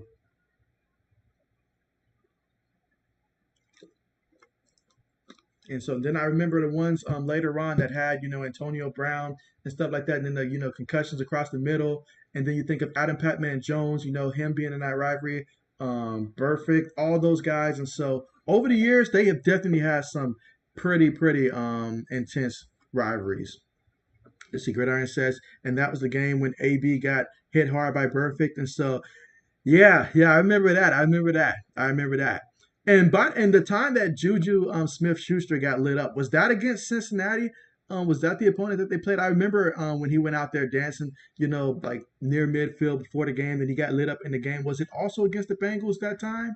But yeah, Cincinnati, they took it to a whole nother level in that rivalry. I mean, if you play for the Pittsburgh Steelers, be ready to be in a dogfight every time you go out there. Whether it's the Bengals, whether it's the Ravens, somebody's coming for your head each and every time out there.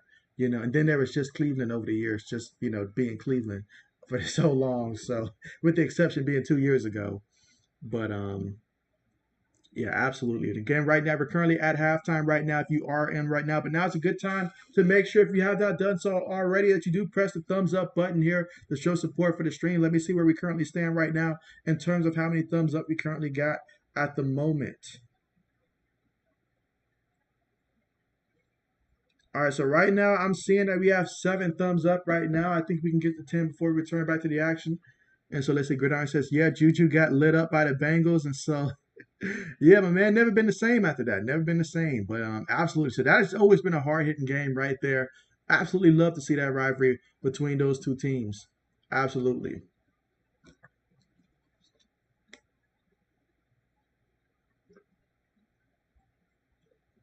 Absolutely. Let's see.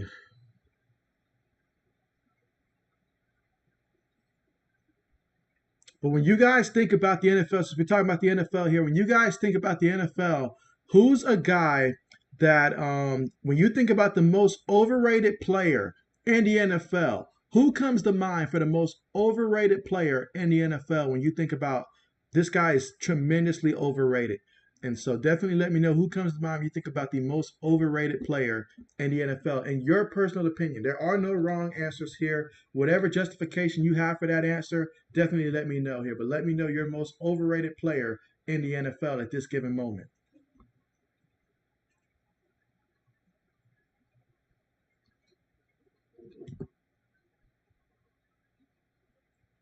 And meanwhile, while you guys think about the answer to your most overrated player in the NFL, I'll look at what the Bandits have done so far in the first half. I mean, Jordan Taylor moved 10 to 15 out there, 116 yards passing, also has 4 carries, 41 yards. But all of that still has not resulted in any points because of the amount of turnovers, the amount of penalties, the lack of composure out there. The blocking schemes just aren't working, all of that stuff. So there's a lot. Let's see. So Gridiron says the most overrated player is DK. And so, okay, so DK Metcalf. And so I feel like Russell Wilson has a large part to do with that, in my opinion. Russell Wilson inability to get him the football consistently, whether it's the offensive line fault, whether it's just the fact that he has some type of man crush on Tyler Lockett, whatever the reason is, he refuses to give my man an opportunity to get the football, which definitely does impact his numbers. I feel like with the right team, DK could shine, but at the same time, I feel like Russell Wilson, I mean, if I had to say right now, I probably would go with Russell Wilson right now. I mean, at one point, yeah, Russ was, cooking, but I think he stopped cooking a while ago. We just haven't seen it. It's kind of like when a star stops shining, and well, I'm sorry, when a star starts falling, and we're still seeing the after effect. That's what people are seeing with Russell Wilson. So I know that it's probably an unpopular take right there. Maybe I'm just mad because of last year fantasy football season with Russell Wilson, perhaps. But Russ, I mean, whether it's the inconsistencies, like going from first half, he looks pretty good. Then at some point, the flat tires continue to come out, or either whatever it is. I mean, is he a winner? Yes. But is he as good as people think to be an MVP caliber quarterback? No. In my opinion, no. That is not the case. He's a good quarterback and he's best used when he manages the game, I feel like. He's certainly a candidate. I'm trying to think who else would I say as a non-quarterback. Trying to think of non-quarterbacks most overrated. Let's see. I feel like quarterbacks mostly come to mind when I think of most overrated, honestly.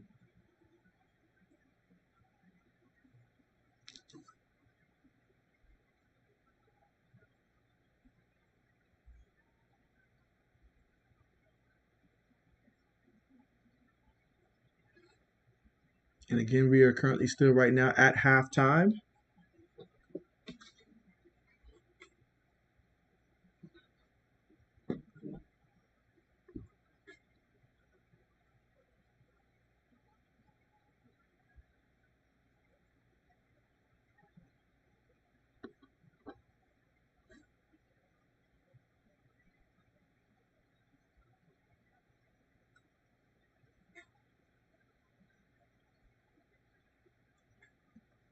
Let's see. Gridiron says DK Metcalf reminds me of T.O.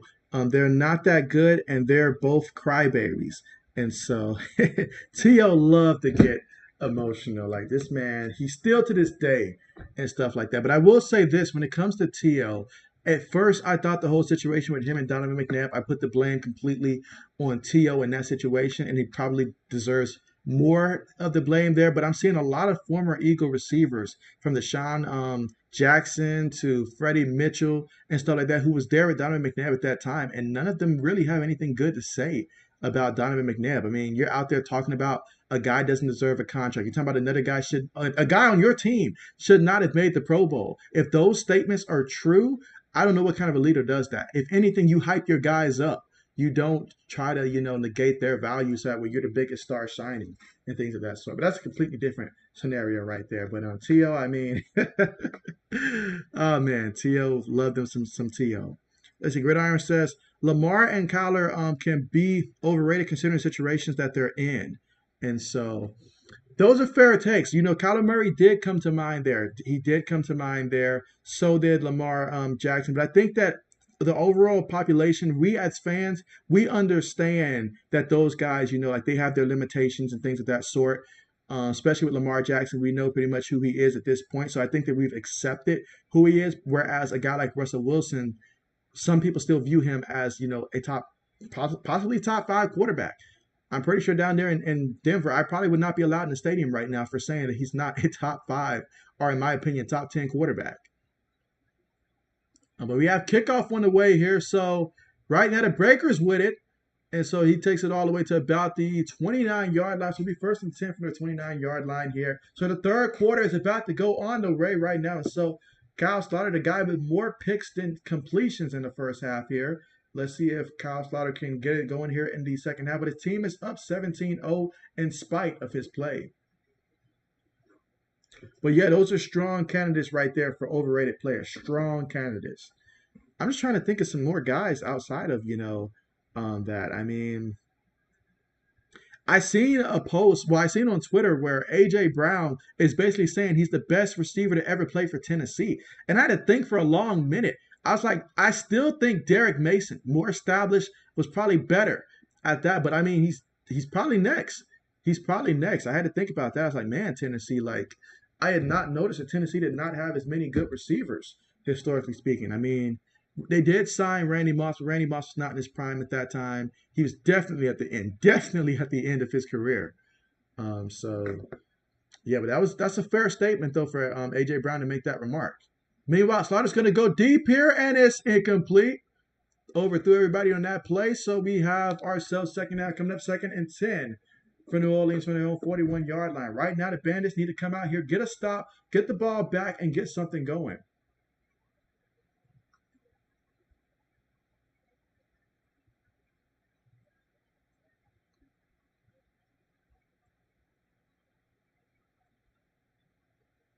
All right, so here we go. So Slaughter's going to take the snap. You're going to hand it to the back, and the back shakes off one guy. She brings a couple other guys there before he is slammed to the ground here, about a yard shy of the first. Let's see. Old man says JB Hill is smoking either some good or some bad stuff because he said Tua is more accurate than Mahomes. He must got some type of beef with Mahomes at this point. I mean, there's no other way around it. You forced your way out of KC. Meanwhile, oh, is that a fumble? That's a fumble right there, and it looks like the Bandits have the ball. I mean, there's a lot of bodies around the ball there, so I don't know what happened. This is exactly what you need, though, if you're the Bandits. I mean, the only thing that could have made it better is if you picked it up for a scoop and score. But hey, that's pretty good. It's pretty good. But yeah, oh man, hey, let's see if he still feels that way after the season's done. Let's see if he feels that way after the season's done. But hey, I mean, anybody can be accurate if they're throwing the ball like what, 5 yards or shorter, no more than 10 yards and all like that for Tua. So let's see if he can hit those deep ball accuracies in stride. Let's see if he can do that.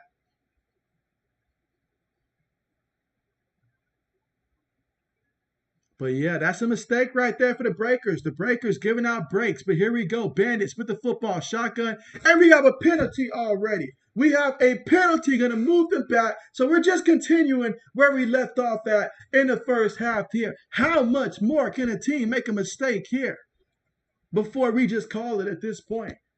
Before we just call it. My goodness. 1st and 15. Some teams love making things more difficult. 10 penalties already for 89 yards when your opponent just has 3. Here we go. Jordan has it.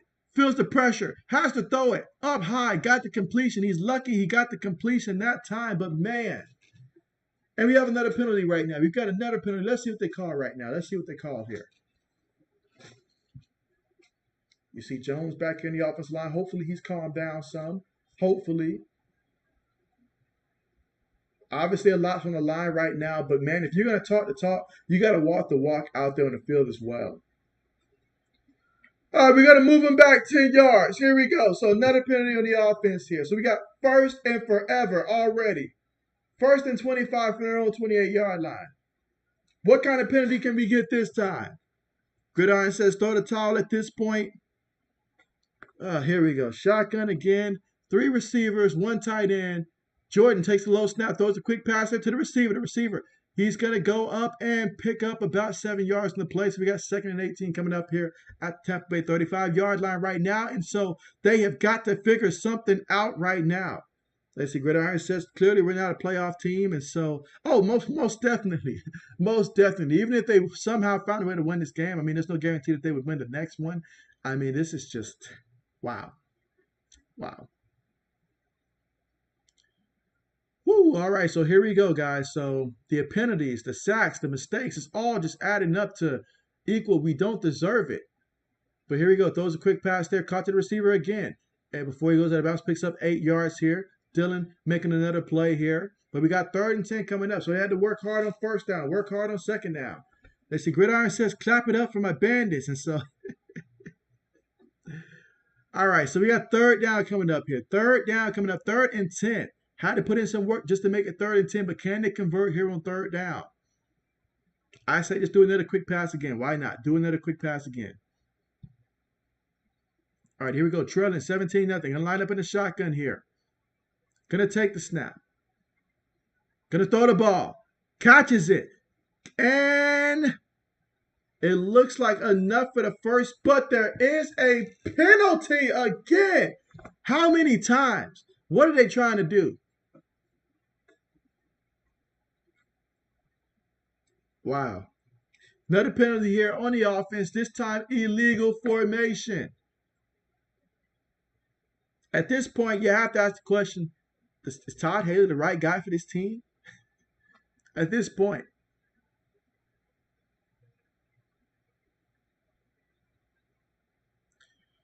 A mistake that didn't have to happen, guys. It did not have to happen.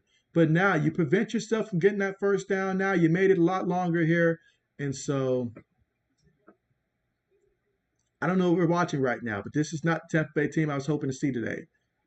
But here we go. 3 receivers on the play. Going to take the snap here. Jordan's looking. Jordan feels the rush, throws it, and it's inaccurate and it's incomplete. Just not in the same page right there. Punt team's coming out. It's a wrap. Let's see, Gridiron says, no, he's not the right guy for us.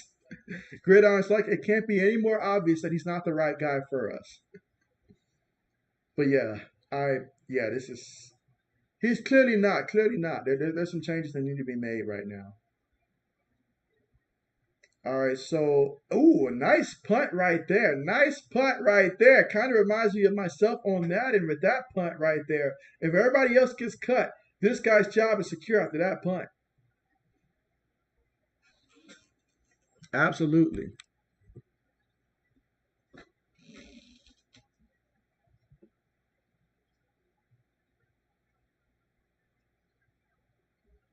But yeah, the punter, he's fired up here. Got it at the 1-yard line, guys. Talk about pinpoint accuracy on punts. And again, we're here in the 3rd quarter with about 10 minutes and 56 seconds to go in the 3rd quarter. And so the Breakers, they're going to start off from their own 1-yard line. If the defense wants to send any kind of a message here, you've got to come out here and you got to get a safety. Either a safety or a turnover. Those are your only 2 options right now to try to get some type of a spark and get this thing going. Let's see. Braden says that Pat McCaffrey would be proud of that punt. And so, yeah, I mean, he really would. He really would. He really would. The only thing that would make him prouder is if the punter faked the punt and threw a touchdown. That's the only thing that would make him prouder. But he did his job. He can't help to score. He did his job. And again, right now, we're currently at the commercial right now. But the Breakers with the football when we come back from their own 1 yard line, thanks to the tremendous punt by Mr. Wright out there for the Bandits, which is something that has gone right here for the Bandits. Everything else has just been wrong, a nightmare, terrible, lack of discipline. It's just looking bad, just looking bad.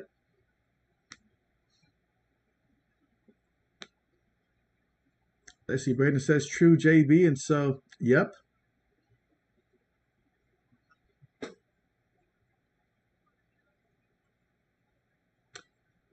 So tell me this, guys. What is your go-to game day meal? Whether we're talking, during the NFL season, whether we're talking, NBA, and does it differ? Whether we're talking, well, I'm pretty sure NFL, that's more of a, like a weekend type thing. So I'll just mostly focus on that. But what is your favorite go-to meals? And if you have a bunch of, whether it's, going for snacks, some chips and stuff like that, let me know here in the comment section. What do you guys prefer on game day? Let's see. Gridiron says, I say we cut Todd Haley today. That move should have been made at halftime. We should have came out at halftime, seen a reporter explaining why we don't see Todd Haley anymore coming out of the half. That should have happened. And we should have had a couple guys pull, I forget what that cornerback who was with the Colts who had quit at halftime. What was his name? I think he was with Buffalo, either Buffalo or the Colts. He had quit at halftime. He was a cornerback a couple years ago. Can't remember his name. But absolutely. But here we go. So the Breakers here in the shotgun here from their own 1 yard line. Going to be up to the offensive line, keep them out of the end zone. Going to hand it to the back, and the back is going to still in his feet here, still in his feet, dragging guys, pulling guys. I think they might have pulled his face mask too on that one, but referee didn't see it, so it doesn't matter. But 2nd and 3 coming up here. So just like that, they're showing that they can bulldoze their way here.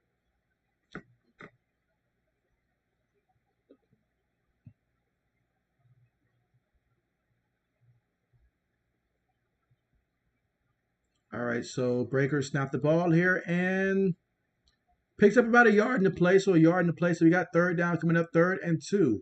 Can the Bandits get a stop here? All right, so Gridiron says, usually spicy ramen noodles, hot chicken, and yellow rice, and soft tacos. And so, man, Gridiron, you talk about eating good. Eating good. I hope that's not a meal for one. I hope that's not a meal for one. I hope there are multiple people. Man, that sounds good.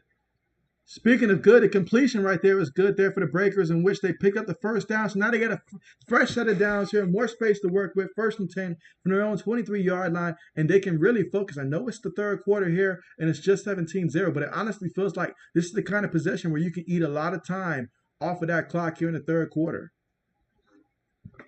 Gridiron says Vontae Davis, I believe. He played for the Dolphins and the Bills. And so, good old Vontae Davis. That's right, Vontae Davis. Okay, that's right. That's right. Absolutely. And so, I tell you what, though, especially on Thanksgiving games, there's nothing like having that sweet potato pie. And so, I know Mike can attest to that. Not sure if Mike's still here right now, but Mike can attest to that. I told him about it last year. He tried it out. And so, man, that sweet potato pie was a game changer for him. And so, nothing like having that. But other than that, I mean, Bojangles is usually something I go to. Papa John's occasionally as well. For college football, I feel like I typically take the route of going Papa John's or something like that. NFL, I probably go, it was Bojangles, a little bit of KFC, take that route as well. Hey, there's a lot of ways you can go with this one. A lot of ways you can go. It just depends on the day and the event that we're talking about, it honestly feels like. There are a couple sport bars as well out there as well to consider.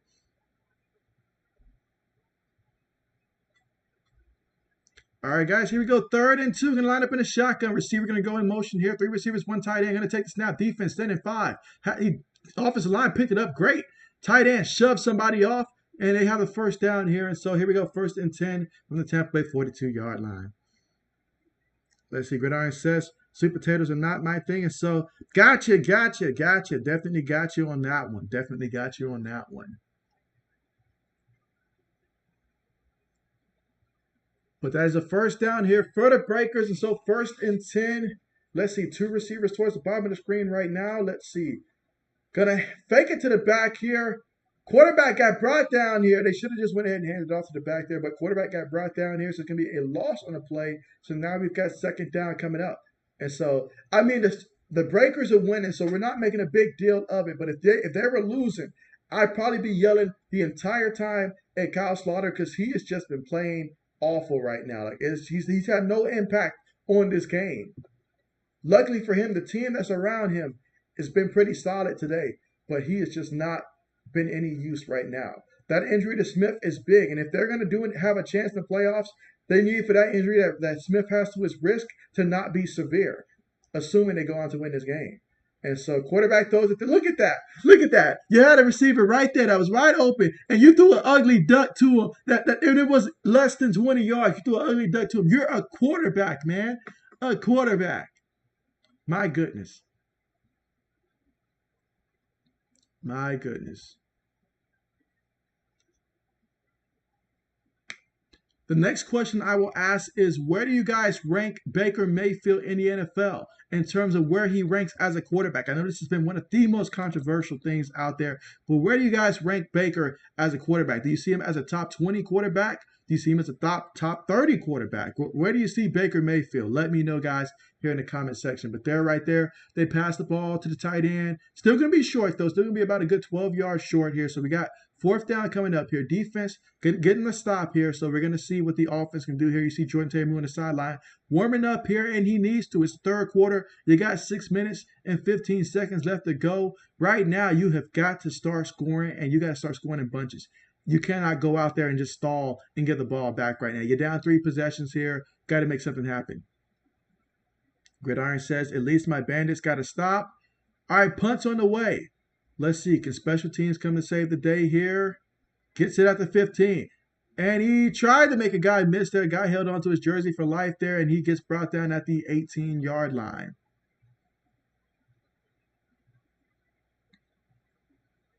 So Tampa Bay, so far in this one, has not put up much of a fight offensively in terms of just the mistakes that have been made in this one. It is just not good, just not good. Let's see. So Gridiron says that Baker is top 15, but this is his year to prove himself, And so, okay, so you've got Baker as a top 15, and so I would have to see. Let's see. I would honestly have to go quarterback by quarterback in the NFL. Who all do I have better than Baker Mayfield, in my opinion? I mean, obviously, I've got Josh Allen up better than him. I've got Patrick Mahomes better than him. I've got Deshaun Watson pretty much better than him. And so let's see. Gridiron says, thoughts on the Watson situation? He's 200% guilty. And so the whole Watson situation has been crazy, like absolutely crazy. I mean, the number continues to grow. And at this point, you have to ask yourself, why so many? Like at first, when we first was hearing about it and stuff like that, I mean, even saying that, 22 people coming against you, that's just not a good look. And so for Watson's situation, I mean, even some of the stuff that he has said about it himself just has not done him any favors at all. And so it is just looking completely bad there. And it makes Cleveland look like clowns for trading for him and giving him all that, guaranteed money. I know there may be something perhaps in his contract to where it's, like that. But I mean, honestly, though, it looks really, really bad on that part there. And so really, really bad for them, really, really bad on that part, though. And so, yeah, definitely guilty there, in my opinion. The severity of it, I mean, obviously very bad there, but it's a bad look for the Cleveland Browns as well. I hold them to that standard as well, to where they went ahead and they traded for this guy. Not just traded for this guy, what you paid this guy. That's what sent the message. Trading for this guy, we knew someone was going to give him a chance and stuff like that. And then I looked at the Browns at a deeper level. I said, well, you remember when you go back to Kareem Hunt, when he was released from the Kansas City Chiefs, remember what Kareem Hunt did? Who was the team that picked him up? The Cleveland Browns. When everybody else had their hesitations, their reservations, Cleveland's had no reservations whatsoever. They said, we're going to pick him up here. And has it worked out for them? Yes. But at that, I mean, the situation, though, like Cleveland said, look, the situation, that ain't got nothing to do with us, basically. And they went ahead and did that. So let's see. Gridiron says Dolphins would have been in the same situation if they traded for Watson. And so, yeah, absolutely. Let's see. Gridiron says the Texans are culprits too. And so Texans knew, I feel like, a lot more information than they let out to be. It's just that, but I feel like we knew enough information for any team that was going to make that trade there. But you're right, though. Dolphins would have been in that situation. Carolina, if they'd have made that trade last year, they'd have been in that situation. Atlanta, whoever. Saints, whoever. But here we go. So right now the Bandits with it. And so you got the running back running here. And he's going to pick up about a good 3 yards on the play there. And so you've got second and 8, actually, so it's a 2-yard pickup. here in the third quarter at 5 minutes and 30 seconds to go. They've gotten very little from their ground game so far in this one through three quarters. Basically, you've got 16 carries for 51 yards so far for the Bandits. But yeah, that situation right there, that's just sad. And to have that many people, like NFL's just gotta like they gotta lay down a hammer. I'm expecting them to lay down a hammer at some point. Because they like to say we send a message and stuff like that. And so we've seen what happened with other guys who have done things that have been, dealt with pretty severely. So they got to do something. I mean, the way that they treated Josh Gordon over the years for something that's definitely way less than this situation, they got to do something. They've got to do something. But right now, the Bandits, they got a first down here. So let's see if this ignites the offense here. Again, if they can just score a touchdown right now, that can go a long way in the fourth quarter. But here we go. So out of the shotgun right now, three receivers on the play. Going to take the snap. Jordan looking. Jordan throws it short. Across the middle. It's caught by the receiver. He's running. He's still running. Still on his feet here. And he goes out of bounds at about the 33-yard line. That's a big-time play by Mr. Davis. Let's see. Gridiron says he needs to be suspended indefinitely. And so, indefinitely. And so, you know what?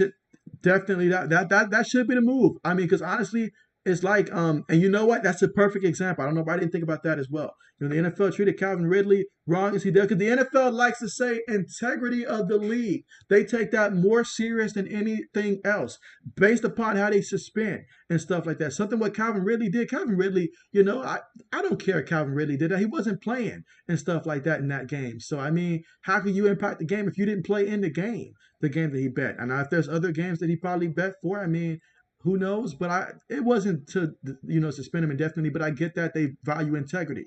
So if you're going to do that for integrity, let's see where integrity lands with this. We will see. We will see. We will see.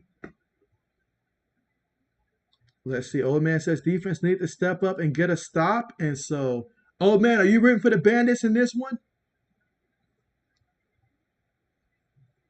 All right, but here we go. Shotgun. I'm sorry, not the Bandits, the Breakers. Quick pass there to the tight end. That time it didn't work. So third down coming up, 3rd and 10.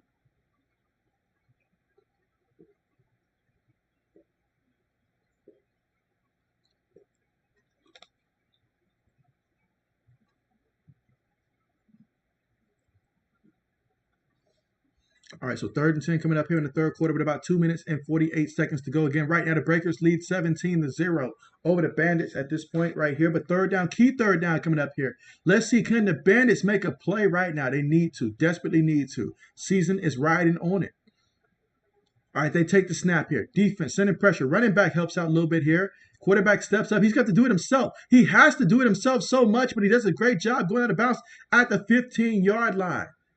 I mean, it's great to have that ability to get out the way. I mean, imagine a quarterback who would be as slow as, think about Drew Bledsoe throughout his career, how slow he was. Imagine a quarterback with that kind of speed behind this offensive line. It would be horrible. There was one game I saw this past NFL season where Big Ben was getting lit up like a Christmas tree. It was not even funny. I felt so bad. I was like, just retire right now. Nobody will blame you.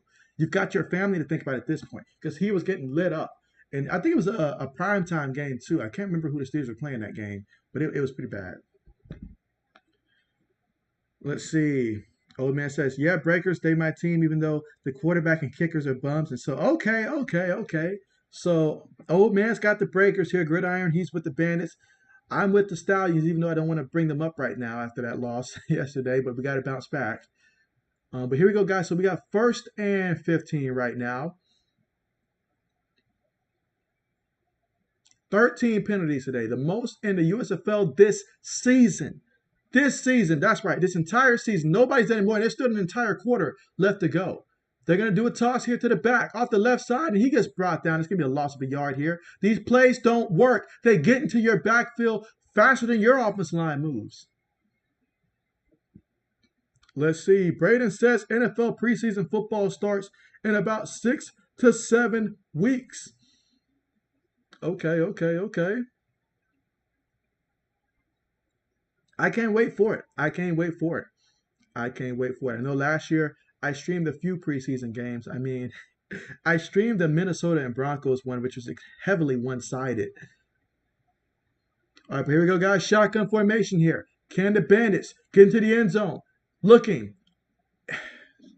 And it's a sack. It is a sack. The offensive line, they not nothing, guys. They not nothing. This is why this team can't go places. If the offensive line would just give decent play. I'm not asking for top play. I'm asking for just decent play. But, man, I mean, Jordan, the only time Jordan's been able to make plays, it's been because he has been scrambling, guys. Like, wow. And so, wow. But here we go, guys. 3rd and 23 right now. 5 seconds here on the play clock. Going to take the snap here, hand it to the back, and he's met in the backfield again. Offensive line does not care at all. They have no pride in themselves. And that's going to take us to the end of the 3rd quarter right now, guys. And at the end of 3 quarters, we are seeing the Breakers lead 17-0 here. Wow. Just go for the field goal. Just go for the field goal. When we come back, just go for the field goal. Get some points. Get some points. Let's see. Gridiron says, I low-key got sick and tired of seeing the Stallions winning. I understand, Gridiron. I understand. You say just go for the field goal. Braden says I'm a Breakers fan. To the reason I am is because of their uniforms. And so Braden, that's why you're a Packers fan because of their uniform. You're an Iowa Hawkeyes fan there, and so you're actually the only Iowa Hawkeye fan that I know. I don't know any other Iowa Hawkeye fan. I know a few Wisconsin fans, a few Minnesota Golden Gopher fans, but I have not met another Iowa fan, and so you are the first and only Iowa fan that I happen to know at this point. Let's see. Gridiron says, I'm a Bandits fan because I love their logo and their jersey and because I'm from Florida. And so I'm originally from Florida myself, but I did live in Birmingham for a few months before I decided it was my best interest to get out of there and come back to Georgia.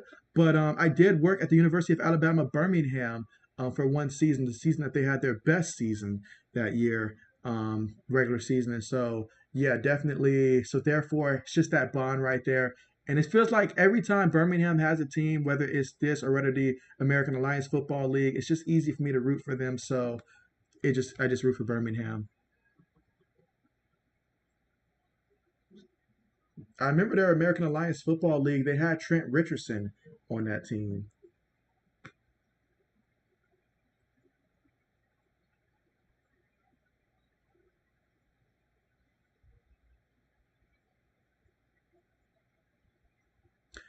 All right, so right now we're currently, though, at the end of the 3rd quarter, still waiting on the 4th quarter to go right now. And so as we wait for that, right now, Jordan Ta'amu, I mean, he's got to be feeling pretty blue right now. I mean, his jersey may not be blue, but he's got to be feeling blue right now because he's 14 of 21 out there, 172 yards passing, threw a pick. He's also got 5 carries, 58 yards. But with that being said, the amount of times that he has been sacked so far today and the mistakes that this offense is making, this is not playoff type of football so far in this one. But with all that being said, they have an opportunity to get their first points of the game. They are in field goal range. So if the kick can come through for them, possibly give them 3 points right now. Maybe you get a touchdown early at some point in the first half of the 4th quarter and give yourself an opportunity maybe if the defense can hold them. But you're going to need the defense to play picture perfect. You're going to need some 3 and outs. You're going to need to stop the Breakers and make sure that they don't score. But all that, we'll see if it pays out to be enough. Let's see. Gridiron says Trent was awful in the NFL. And so, yeah, my dad's a Colt fan, Mr. JB, and he was not fond of Trent Richardson at all. Did not understand why the Colts gave up a first-round pick to get Trent Richardson and stuff like that. Jim Brown, I will give Jim Brown all the credit because Jim Brown, he called it. As soon as the Browns drafted Trent Richardson, he called it during that summer. He said there was nothing special about that kid. And so I thought he was being harsh, but he was being dead accurate. And so let's see. Braden says, did you see C.J. Stroud's NIL deal? And so I have not seen this deal, but it's got to be great because I believe that he upgraded his car, if I'm not mistaken. So it's got to be a nice one, but I do want to check that out. What does it look like? All right, here we go. For the sake of the stream and for the Bandits, a 49-yard field goal attempt is up, and, oh, man. He missed it. That's it. It's a wrap. That's it. He missed it. Everything that could go wrong did go wrong, basically. That has been the story for the Bandits in this one. That has been the story for their season. And so if you're looking for positives, you won't find it here, guys. I mean, wow. Disappointment written all over this team right now. And so, I mean, it's been telling, it's been the case all season long. This team has not won a single game after coming off fresh off of a win. They have shown that they are the very definition of inconsistent, the very definition of no discipline out there. And so, this has just been bad. This has just been real bad. And so, let's see. Braden says field goal is no good. Braden says your reaction, LOL. And so, man, this is just, I mean, it's bad. It's bad. It is bad. Listen, Gridiron says he missed it. Okay, we are done. Gridiron says we're done. And so, but you know what? I mean, who does I know it's probably not going to matter now, but who does Tampa Bay play next week? Gridiron, even though it's probably not going to matter next week anyways. But if it's not a team at the top, they can at least probably finish 5-5, which would cement the type of season that they've had. But man, that was bad. That was bad. That was bad. And so let's see. Black Medicine, what's good with you? What's good with you? You say, well, they are consistently losing. So they lose the one that matters the most. I will say that. They lose the ones that matter the most. But this was it. This was an opportunity to right the ship. And they've blown it. They've blown it. I mean, they've already had the season high penalties. I mean, do they have Alex Leatherwood on the offensive line times 5? Are these his cousins and stuff out there? Are they playing? Wow. And so let's see. Gridiron says we play against your Stallions, I think. And so I would not be surprised. I'd be very highly upset, though, if it does happen. If the Bandits did come out and somehow win that game, though, I mean, it would be a surprise. But man. And so, okay, but that's how they ended. And so let's see. Braden says CJ Stroud got a Mercedes G-Wagon. So that's right. That is right. I did read that. I did. And so let's see. Gridiron says we don't deserve to win. Call me crazy, but we really don't. And so, this is just poor performance right here. And as for the Breakers, though, I mean, hopefully Smith will be okay for the sake of, the playoffs and stuff like that. But right now, the Bandits, too many issues. Too many issues right now. 4-4 is generous compared to how they're playing right now. But here goes the Breakers here. Still passing the ball here, and it's incomplete. At this point, I don't know why we're not just running the ball here. If you're the Breakers here, just run the ball. There's no need to try to pass the ball right now because your boy Slaughter just doesn't have it today. He doesn't have it. But second down coming up, 2nd and 10 right now. Again, the Breakers lead 17-0 here in the fourth quarter, early stages of the fourth quarter with 14 minutes and 49 seconds to go.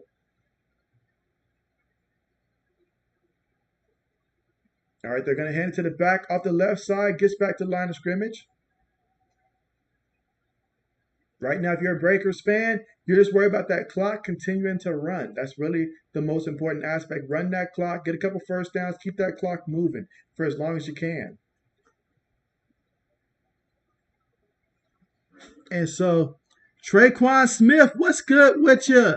What's good with you? Appreciate you for coming through. And you say that you're a Breakers fan because you love all teams. And so, hey, that's what's up. That's what's up. And so I will say this. I am looking forward to seeing what the Saints are going to be doing. I think the Saints are, if not the most slept-on team this upcoming season, if Jameis can stay healthy and stuff like that. The weapons that they gave him at wide receiver, the offensive line can give him time. Alvin Kamara come back, be healthy, plus what that defense can be. I'm excited for the Saints here. I know that obviously no Sean Payton. I get that, but I'm still excited for what the Saints can be. In my mind, they're a playoff team. They are a playoff team. I know you play, and obviously we know how they play Tampa tough. That bodes well for them. So I would not be surprised here the Saints can make some noise. So I'm excited to see what the Saints are going to do. All right, so here we go. So the punt's on the way here. All right, Bandits with it, and the punt return goes out of bounds at about the 26-yard line right now. So Tampa Bay trailing 17-0 right now. Let's see what they can do. All right, so Braden. That made me smile right there. My boy CJ Stroud. You say also, I think CJ Stroud wins the Heisman Trophy this year. And so, yeah, I see that being the case. Because quite frankly, it's, in my opinion, it's either going to come down to him or, Bryce Young. And Bryce won it last year. So I feel like some of the Heisman voters, if it's close, they may favor CJ Stroud for that sense. And looking at Ohio State's, schedule this year, starting off with Notre Dame, they come out, take care of business like I think that they should in that game, and you win inside of your division this year, no upsets, which I think the Buckeyes have the best chance of any team to go undefeated in their division, just based upon you look at the teams that they're going to be playing. And so I feel like the Buckeyes have that chance. So you go undefeated, have a tremendous season, and hey, up what you did last year, which I think they can do. I can see CJ coming away with the Heisman Trophy, and in my opinion, when it's all said and done next season, end up being that first quarterback taken. But he's going to make it one heck of a conversation at the very least. At the very least. All right, let's see. Gridiron says, thoughts on Felipe Franks possibly playing as a tight end.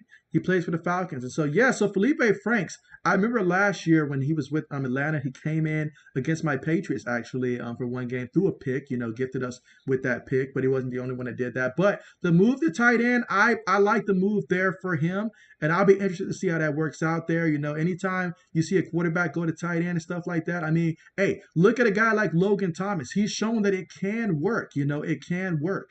And so obviously we know down there in Atlanta, they got Kyle Pitts, and so he's going to be tight end 1 there. But if you can just get a package where he can come in there and be like tight end 3 or something like that, I don't know the type of hands that he got, but that's something I would want to see in the preseason in order to really give an accurate assessment of that. But I do like the possibility of that idea being thrown out there to add more value to the team.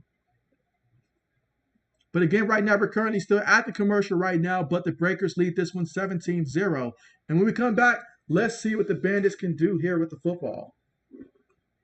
Let's see. Braden says the biggest reason I think he wins it is because he's got better receivers than Bryce Young.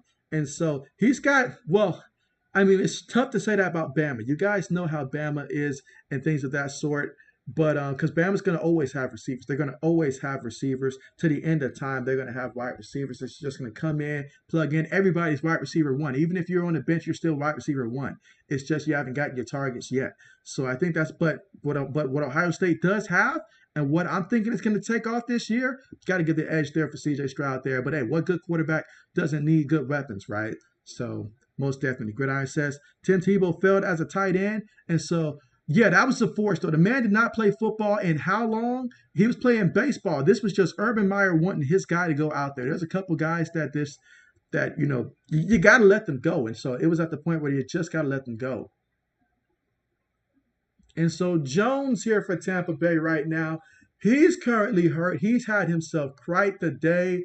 I mean, early on, putting your hand in the face of the coach and stuff like that with one of the assistant coaches, and then obviously your opponent as well. He was frustrated right before halftime, and now he's currently hurt right now. So we'll see what's going on here. But it's not been a good day for Tampa Bay all around, guys, and all around. But you're right. Tim Tebow did fail as a tight end experiment. How tall is Felipe Franks, by the way? How tall is Felipe Franks? That's what's going to do it for me. Because Tebow, how tall was Tebow? Tebow was maybe 6'3" or something like that? Let's see. Gridiron says, Urban was a failure too, and so as a Buckeyes fan, it pains me to say it, but he had no business getting an NFL job. Like when I first saw that from Jacksonville, I was like, Herb never struck me as an NFL type of coach. He really never struck me as an NFL type of coach, because I had my issues a couple times with Herb going back to when he would consistently start his guy JT Barrett, and JT Barrett was the worst quarterback on the roster passing wise. I get his leadership, I get that, but he was holding us back, and Herb just refused to make that substitution, which I felt like he needed to, because Dwayne Haskins was the better quarterback back then, And so, but he just wanted to stick with his guy. And I felt like it cost us 1 year from making the college football playoffs. It really did cost us.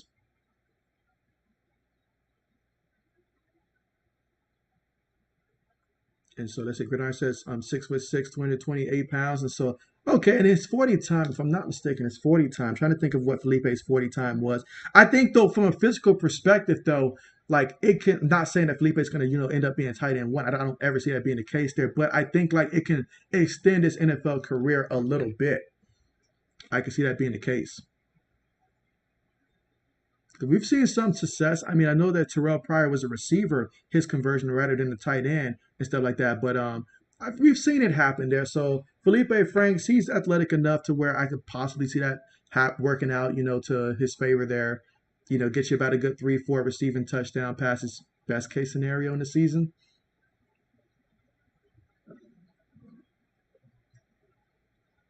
But again, right now, still currently at the commercial right now.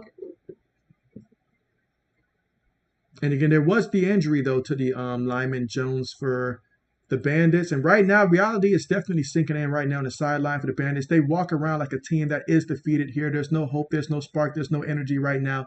It is a bunch of guys that's just trying to make it through the day right now and a lot of anger.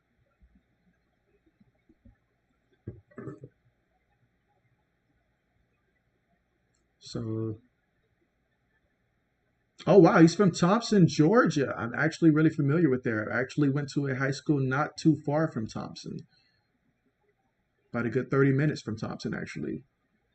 All right, so let's see. Pass. Oh, oh, I thought that was about to be an amazing catch there, but it's incomplete. So now we got third down coming up, 3rd and 3. Let's see. Braden says it's getting so bad for the Bandits. They're putting a D lineman at O line. And so talk about never let them know your next move. I mean, but it really is that bad. Have you seen the way the offensive line has been blocking in this one? Maybe that's not a bad thing. Make the D lineman go both ways because they're not afraid to put a hand on somebody. So make the D line go out there. But that is a horrible look right there. You're telling me you got to do that? Like, this is something you don't even see in the NFL. You don't see a D lineman come in there and play O line like that. You don't see that. Maybe a tight end, fullback, something like that. But wow, this is different. But here we go. Jordan throws it. Jordan takes a hit for basically nothing because it's incomplete. 4th down coming up. So here in the 4th quarter with 13 minutes and 24 seconds to go.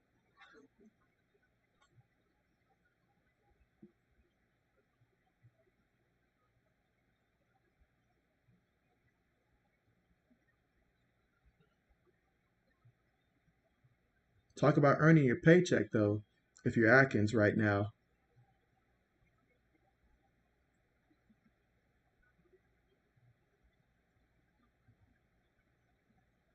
All right, so they're going to go for it here, 4th and 3.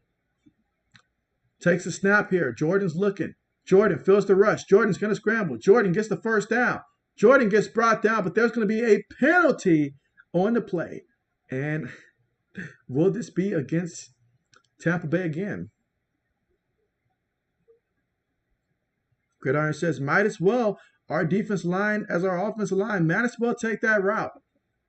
Have an open tryout right now for the offensive line, might as well.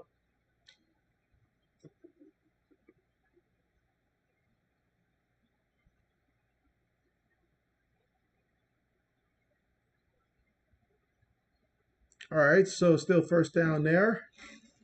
1st and 10.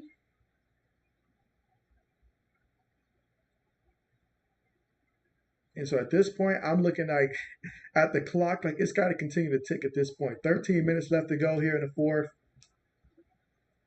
Jordan takes a snap here. Defense sending forward. Throws a quick pass. Caught there by the receiver, and the receiver's brought down there. Going to be a 1st down. Clock continues to run. 12 minutes and 45 seconds left to go in the 4th quarter. Again, Breakers up 17-0.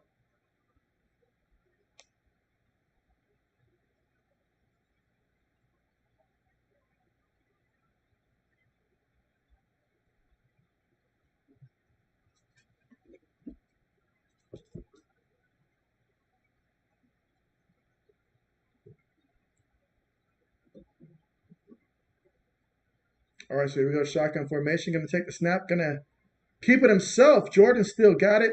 Slides at the 30-yard line. So we got 2nd and 3 coming up. And so, but Gridiron, tell me, how has Trey Lance been looking so far this summer? This is very critical information right here. I need to know how Trey Lance has been doing, because we're in a 20-person fantasy football league. So I need to know if Trey Lance is a viable option or not this upcoming season. So give me your thoughts on just what he's been doing so far in camp, what you're hearing about Trey Lance, and what they're saying about him. Meanwhile, Jordan's going to go deep. Jordan gets the completion. That's a touchdown. We finally get a touchdown here from the Bandits. If only they had made that field goal earlier, I'd feel a lot better. But they did score a touchdown right now. So 17-6. This has got to feel real good right now. Well, I should say a little bit better right now. All right, let's see. Old man says, JB, it's been rumored that Tyquan Thornton has been working one-on-one with Troy Brown and has been asking many questions and taking everything he says in. That is fantastic. Love that. Love that. There's so much he can learn from a guy like touchdown Troy Brown. And so Gridiron says touchdown. And so yes, he says it's not over yet. And so Carmichael, what's good with you? What's good with you, Carmichael? How's it going? How is it going? All right, but here we go, Tampa Bay. Jordan's got it. Jordan falls to the floor. Couldn't even get it up there, guys. Couldn't even get it up there. But that's okay. At least we got a touchdown here. At least we got a touchdown here. But yeah, Carmichael, hope all is going well for you. We are counting down the weeks until we finally get the NFL preseason. Let's see, old man says that's what happens when your defense keeps having to get back on the field because your bum quarterback and bum kicker can't do nothing. Old man says, then throw it in the O-line not blocking. Facts, facts, facts.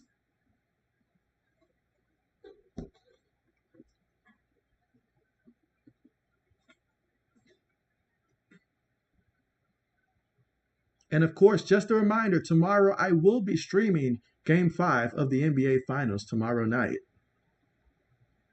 But if you guys haven't already, make sure you guys press the thumbs up button and also subscribe to the channel if you're not subscribed already. And so let's see, Gridiron says, Trey Lance has been looking solid in OTAs and practice. And so that's very encouraging right there. Very encouraging. Okay. Okay. Bet, bet, bet. And in terms of like, I guess, has he put on any more muscle and stuff like that? But I feel like Trey Lance, if things go right, like they very well could, Trey Lance could really have a great season. I'm trying to determine which of the year two quarterbacks are going to have that Joe Burrow type of moment. And I feel like it could potentially be two quarterbacks that really take a giant leap next year. It's just, I got to determine which two quarterbacks.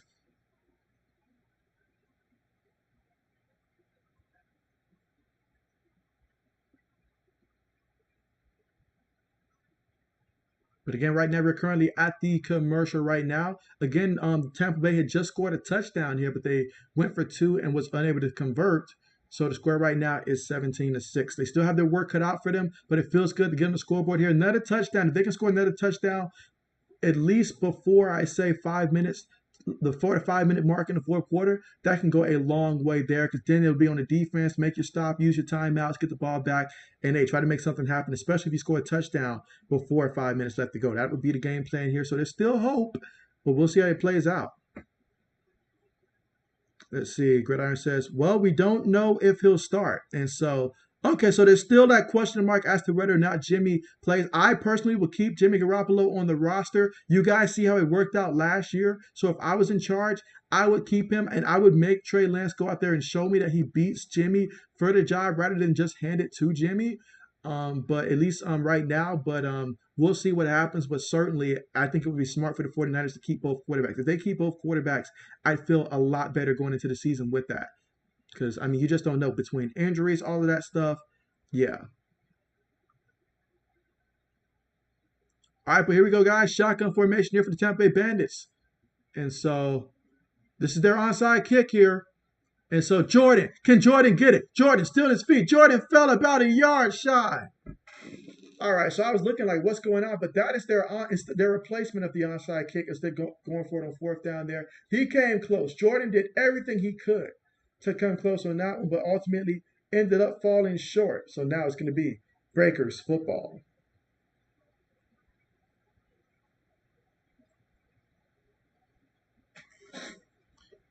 All right, so let's see. Old man says Robbie Anderson just tweeted, "The real and the struggle live through me. I can't never quit the same way y'all can't either." And so let's see. Old man says, "I say Patriots trade N'Keal Harry and Nelson Aguilar for him." And so actually, I would like that trade there. I still believe you give this man a decent, competent quarterback. I think he can go out there and at least put up numbers like he did 2 years ago. I feel like when he had a competent quarterback.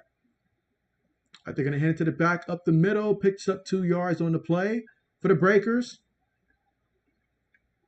So we got 2nd and 8 coming up at the Tampa Bay 42-yard line here for the Breakers, who lead this one 17-6. Both teams with all 3 timeouts. Season on the line right now for the Bandits. Can they find a way to create a turnover or something to swing momentum in their favor here?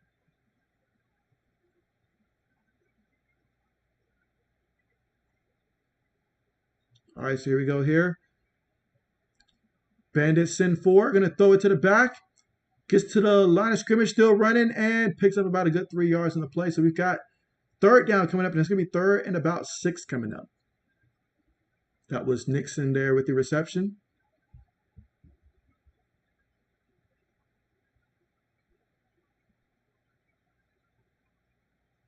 And again, while it's 3rd and 6 right now, the question that I have for you guys this time is, give me your top 5 fantasy football running backs right here, right now. Your top 5 fantasy football running backs. Anybody that cares to share, let me know your top 5 fantasy football running backs in the NFL.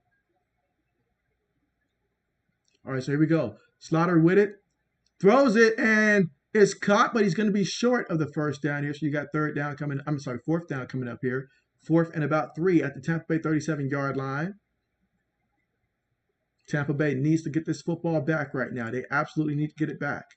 4th and 3. Let's see what they say. From the 37-yard line, this will be interesting here. They're going to bring out the punt unit, it looks like. So they'll be punting the ball. Let's see. Old man says, can you imagine Parker, Robbie, KB, Myers, and Tycon Thornton? Now that is a receiving group that can do some damage. And so, you know what? That makes me real happy right there. I'm not going to lie. That makes me real happy if that does happen. So I would like to see that be the case there. And I like the fact that we keep throwing in the Kill Harry there just cause. All right, so fair catch is caught there. So, yeah, so we got 1st and 10 here for the Bandits now when we come back from the commercial from their own 12-yard line. They trail right now 17-6, but the positive, they scored a touchdown last time. Can they score another touchdown here? We're going to find that out. If Jordan can lead them down for another touchdown, things can get very interesting.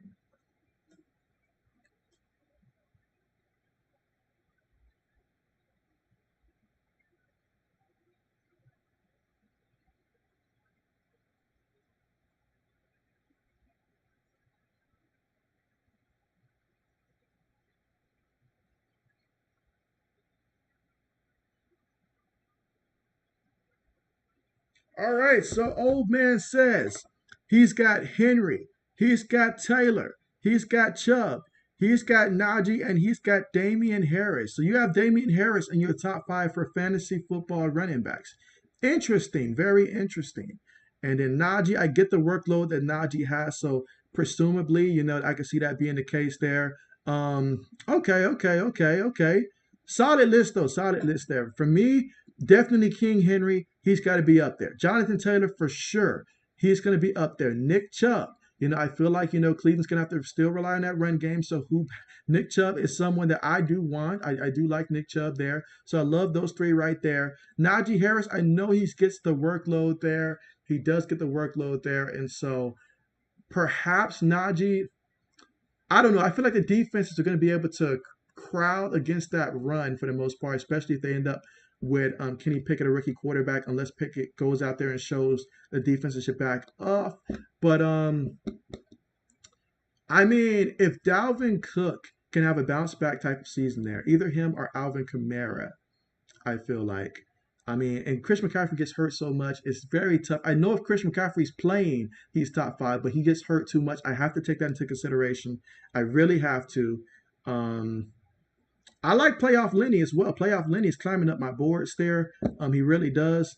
I mean, he has like tremendous impact year in and year out. Oh, man, it's really tough. I got to think about all the running backs real quick. Got to think about all the running backs. Let's see. Old man says, yeah, I do, because he did a lot of work last year. Can later in the year he will get the ball more.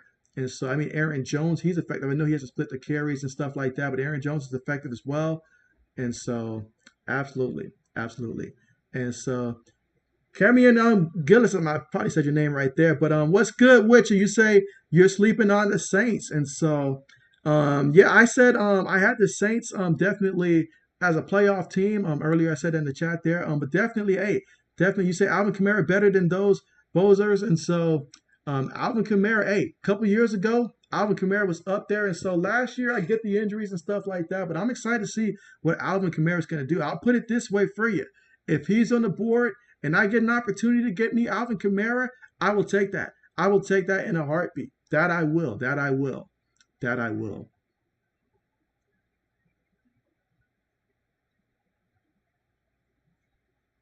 And it did not do him any favors last year that he had guys like Taysom Hill, Ian Book out there at quarterback. That does hurt a running back value when you know the defense knows you're not going to pass the ball at all. So that does hurt as well. So Alvin Kamara, he should be up there as well. He should be up there as well. But meanwhile, Jordan, he's starting to get those completions now. It's starting to click for him out there mentally with those completions. And he is hitting his tight end here. I mean, nice hands there by the tight end. I thought I was watching Tony Gonzalez for a second.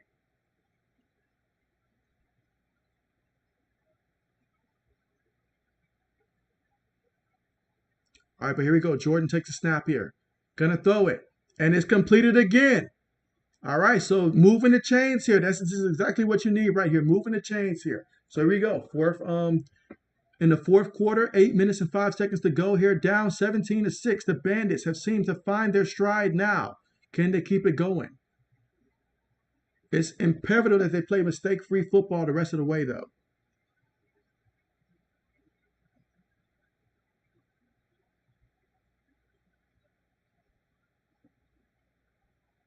All right, so here we go. Shotgun formation here. 3 receivers, 1 tight end, 1 running back. Going to take the snap here. Quarterback's going to keep it. And, oh, he lost the ball. He lost. Are you serious? Ball still on the ground there. They're fighting for it. Come on, Tampa Bay. This is critical. Whose ball is it? This is very critical. And so it looks like the Breakers have it right now. The Breakers look like they came up with it. Wow.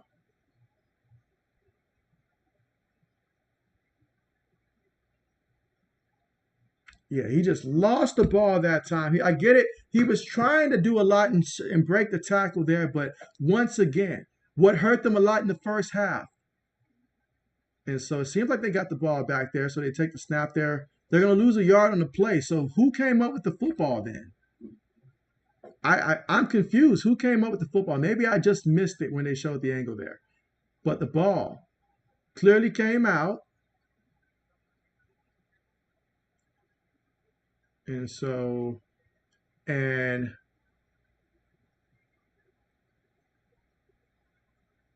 trying to see who came away with it since the Bandits kept the ball. But unless I just didn't see, unless I saw something different, I thought the Breakers came away with it. But here we go.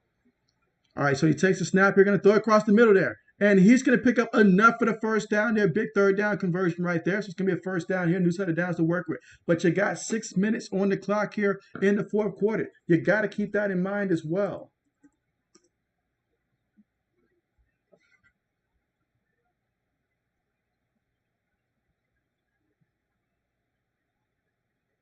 All right, 5 minutes and 45 seconds left to go in the fourth quarter right now. Bandits going to line up in a shotgun here. 3 receivers, 1 tight end, 1 running back. Takes a snap. Looking. Feels the pressure. Throws it deep. Incomplete. Incomplete. Incomplete.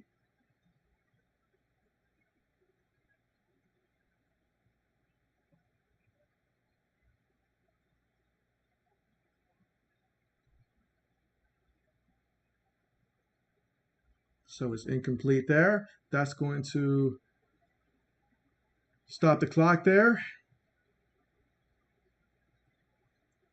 But Jordan's been taking a beating in this one. Leslie Gridiron says, my Bandits just love to turn the ball over. Hey, they love to do that. They do love to do that. But meanwhile, a guy for the Breakers right now is being looked at by the medical staff right there in the field. Here in the fourth quarter with 5 minutes and 34 seconds left to go.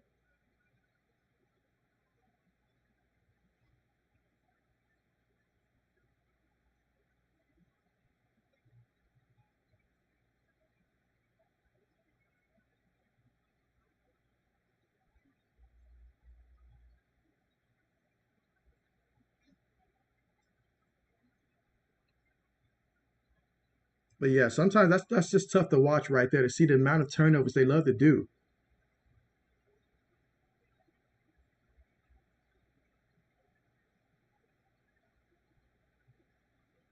All right, so we're about to return back to the action here again, fourth quarter with about 5 minutes 34 seconds left to go. Can Jordan get this team into the end zone here with 5 minutes and 34 seconds to go in the fourth quarter? If you can hit a deep shot right now, that'd be tremendous. Here we go. 3 receivers on the play. 1 running back, 1 tight end. Going to take the snap. Jordan's looking. Jordan throws it. It is caught there by the receiver, and he's going to pick up what looks to be about a good 6 yards on the play. So we got 3rd and 4 coming up here in the fourth quarter with 5 minutes and 22 seconds to go. Jordan Ta'amu, he's 19 of 29 for 271 yards, passing, 1 touchdown, 1 interception.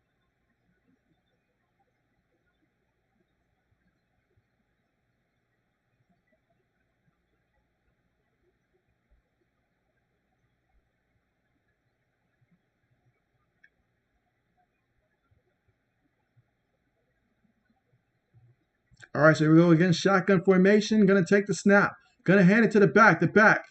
Brought down in the backfield again. That is a horrible call right there. Horrible call. 3rd and 4 right there. You need to pick up the first down there. You know that they've been in the backfield all game long, especially every time you run the ball here and you opt to run the ball.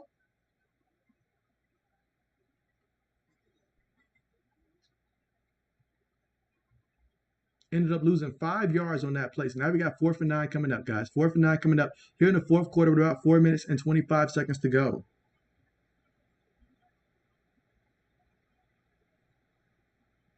Lines up in the shotgun. Takes a snap. Throws it. Caught. And he's, let's see, should be, I think he's short. I think he's short right there. Let's see where they mark him, but I think he's short. Yep, so it's going to be New Orleans football right now. Yeah, he was already down before the ball came out, but he was short. So that's the Bandit season right there.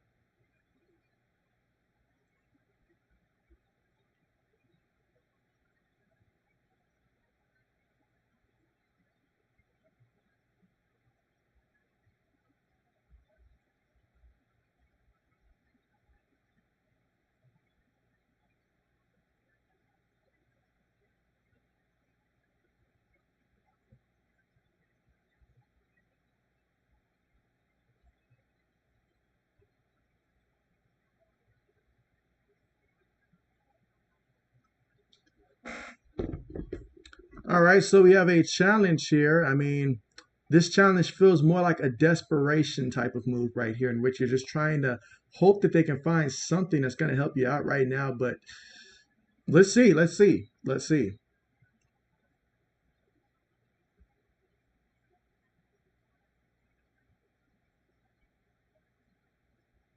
So we're going to have the review.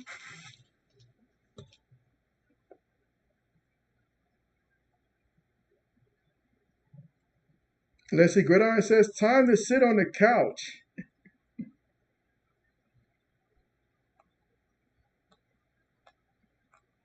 Let's see, old man says, time to milk the clock breakers. And so, yep, once we get back from this, it is time to go out there and just milk the clock. The call stands. That was quick. I think everybody had to know that at this point that was going to be the case. Pure desperation move right there.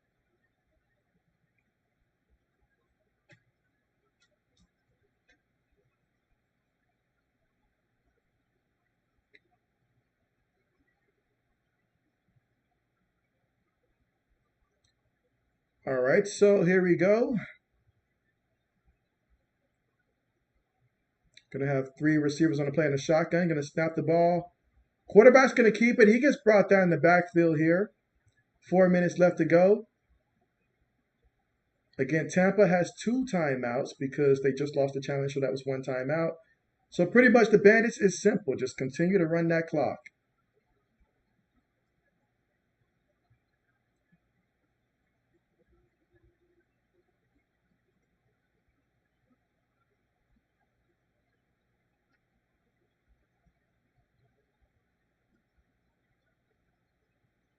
All right, so here we go. Shotgun formation again. 2nd and 16. Takes the snap. Gonna hand it to the back. And the back It's going to pick up about a good 3 yards on the carry. Okay, third down coming up. Think it's pretty simple. Just go ahead, run the ball again here if you are the Breakers, and take as much time as possible off that clock.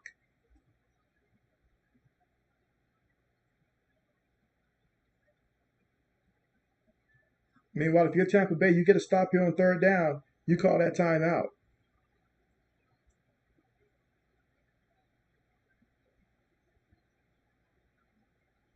All right, takes a snap out of the shotgun, going to hand it to the back on the draw off the right side, and he's going to pick up about a good 7 yards on the play, however, still 6 yards short of the first down. Tampa Bay is going to call their second timeout. They have one timeout remaining.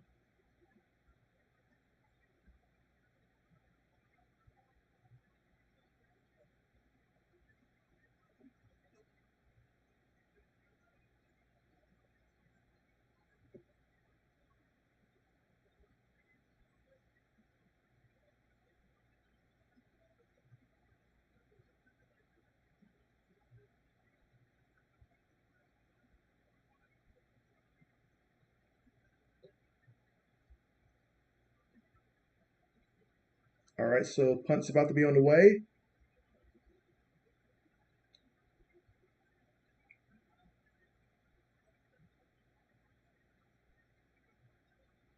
All right, so punt is on the way, and all right, so it goes out of bounds. So let's see what the Bandits have left for the remaining 2 minutes and 38 seconds of this one with just one timeout remaining, trailing 17-6. We will see how things transpire.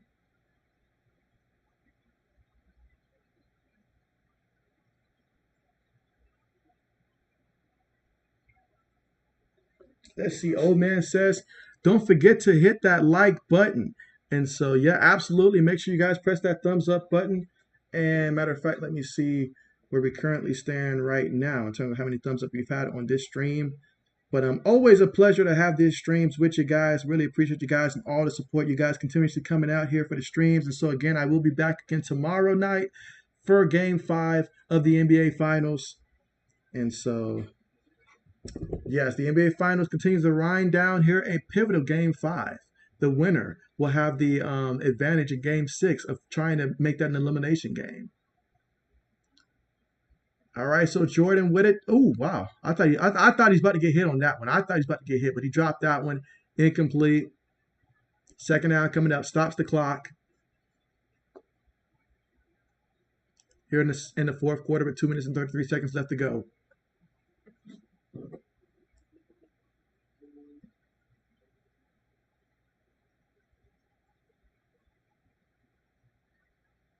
Let's see. Old man says, who you got in Game 5? I got Boston.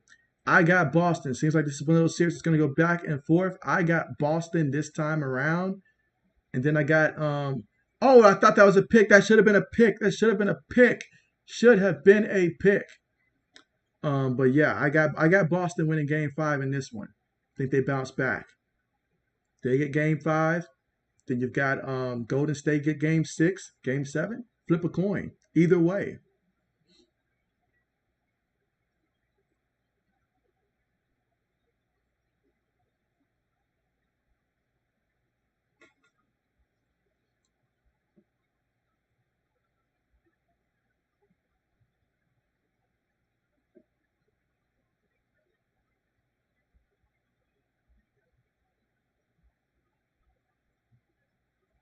All right, so here we go. 3 wide receivers on the play in the shotgun formation. Going to take the snap.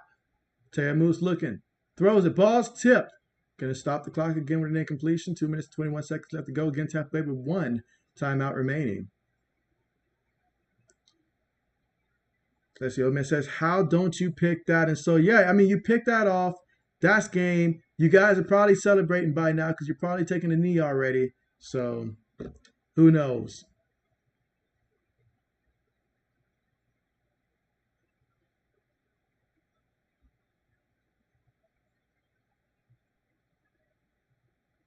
And so, let's see. Right now, looks like there's a guy that's currently down right now.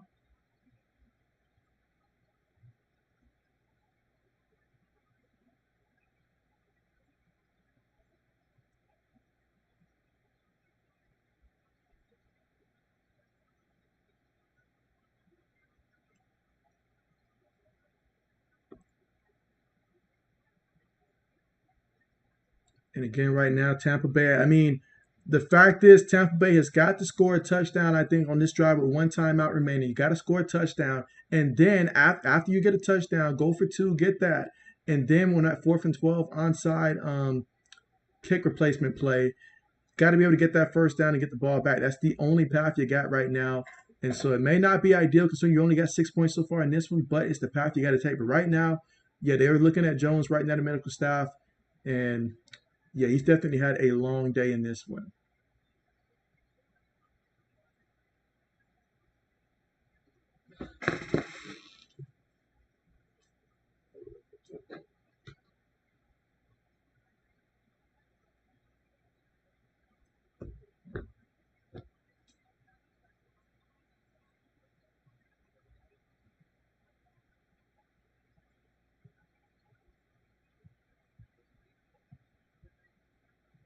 I mean, looking at the injuries on the offensive line, I mean, wow. That's a lot of injuries. That's a lot of injuries. That explains why we're looking at D linemen now. That's a lot of injuries. I did not know Tampa Bay had that many injuries on the offensive line. That explains a lot.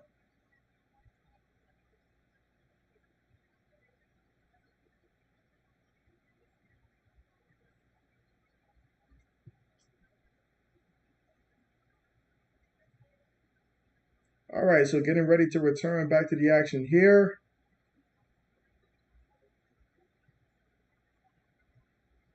Again, we got 2nd and 10 right now at New Orleans 43-yard line, and the Breakers lead this one 17-6. But the Bandits trying to hold on to hope for their season right now. Let's see how this plays out.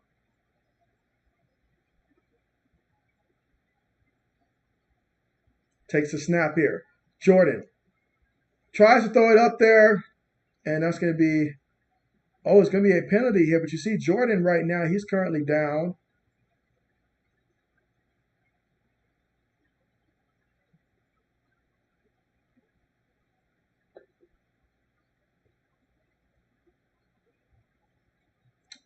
Gonna call roughing the passer there. So gonna call roughing the passer. It may not be pretty. It may not be the way you draw it up, but right now, I mean, it's a first down.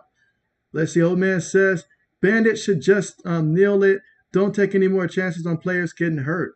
And with the injuries they have in the offensive line, someone's going to get hurt.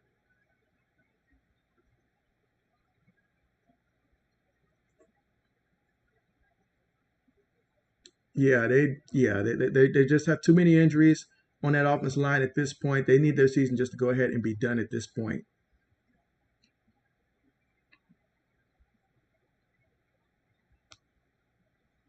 Here we go. 2 minutes and 16 seconds left to go. Jordan fighting through it. Takes a snap. Gonna go deep and picked off. Picked off. There is a penalty. There is a penalty.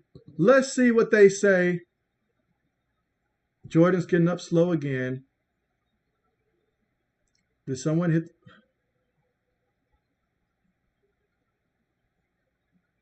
Personal foul there once again. I thought that was game. I thought it was game. Let's see. Old man says, Breakers just keep giving those hits. They do. I know you like to hit people, but come on. You just cost your team the game at this point because that would have been game.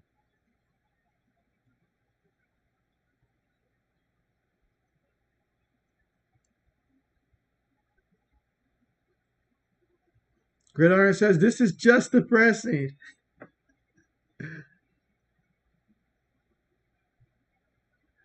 Yeah, this is sad. This is sad. This reminds me of watching actually this reminds me of watching Green Bay's offense in the playoff against your 49ers. It was just downright just sad.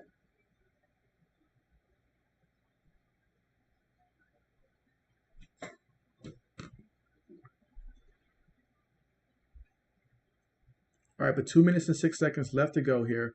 Tampa Bay with one timeout.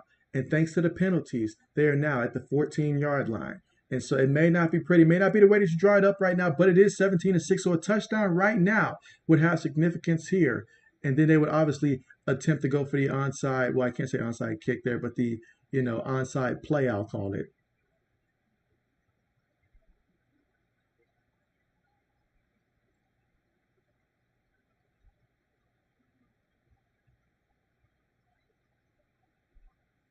Wait, what?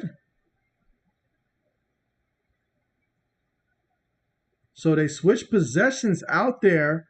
So I didn't get to hear the explanation for that one, but so it's going to be Breakers football. So this is going to be a wrap. That's going to be an end, and this ends it here for the Bandits.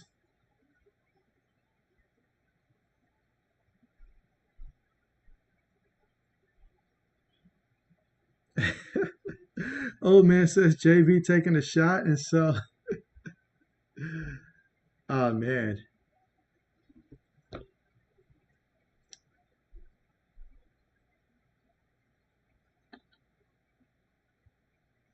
yeah, not as many shots though as the defense has been getting on that quarterback there, but yeah, Todd Haley, yeah, he's got to go.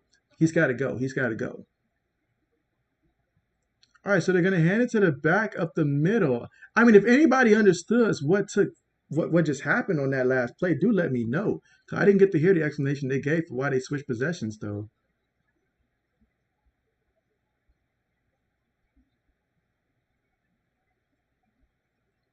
Let's see. Old man says, "Don't know what just happened, but I'll take it."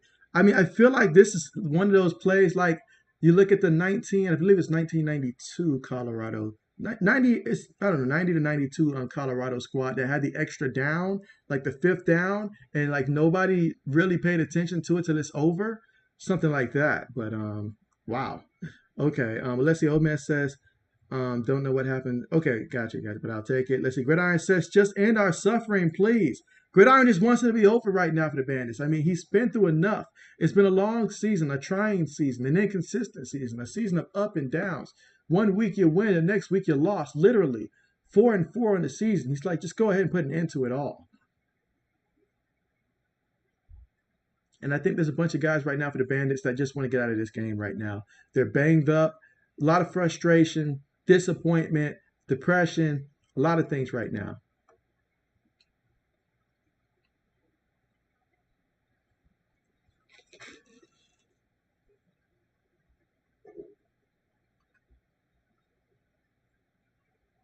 But again, we are currently right now at the commercial. Now's a good time to recap. I'll start with the Bandits. So Jordan Teamu, he's 22 of 35 out there passing, 288 yards, one touchdown, two picks. Also has nine rushes for 86 yards. And so you look at those yards, you would think they'd have a lot more points, but due to the fact that I mean you turn the ball over, a lot of penalties, a lot of things like that, it really hurts you. But this game just had a lot of penalties all together. And so as a team, they have 87 yards rushing. Receiving wise, Davis, he has six catches for 112 yards, one touchdown pass. Longest catch of the game was 40 yards. And so he was actually 6 of 6, targeted six times, caught six passes. So Davis had one heck of a game here. Unfortunately, it's not going to make a difference for his team here.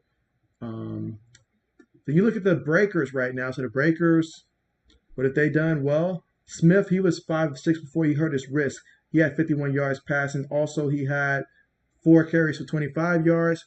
Meanwhile, the Breakers, they're going to run the ball again right now just to try to take time off that clock. Slaughter, he's 7 of 14. He's got 48 yards passing, zero touchdowns, one interception. On the ground, Jones, he's got 11 carries for 59 yards. Ellis, 13 carries for 41 yards. So Slaughter, he's got one carry for -6 yards in this one.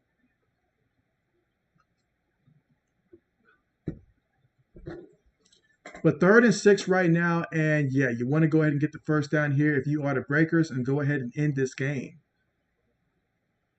They're going to hand it to the back. He's running and he falls for it there. Picked up 4 yards, about 2 yards shy there.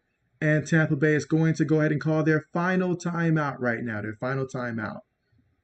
So, Gridiron, you still got some hope. You still got some hope. But yeah, this is tough. This is tough. This is tough. But yeah, old man Braden, your team came out here, and I mean, unless barring a miracle here by Tampa Bay, New Orleans should have this one wrapped up. Then again, a minute and 19 seconds left to go. But Tampa Bay with 14 timeouts. I'm sorry, 14 penalties for 124 yards. That really hurts. So New Orleans here, they are very close to clinching the playoff berth here with a win, which will cement a date with the Birmingham Stallions.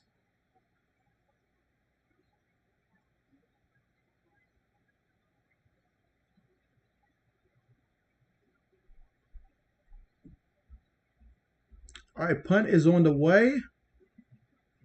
Fair catch is caught at the 29-yard line here, so they're on 29-yard line. So 1 minute and 12 seconds left to go for Tampa Bay. So let's see how the rest of this plays out.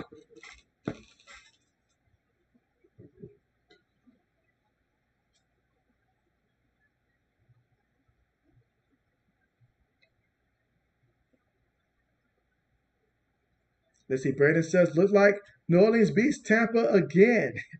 Braden says, doesn't matter if it's the NFL or if it's the USFL. He says, if it's football, best bank on New Orleans. And so let's see. Gridiron says that his hope died as soon as the first half ended. And so I tried so much to keep some type of hope. But hey, still 1 minute and 12 seconds to go. Still got to play this out.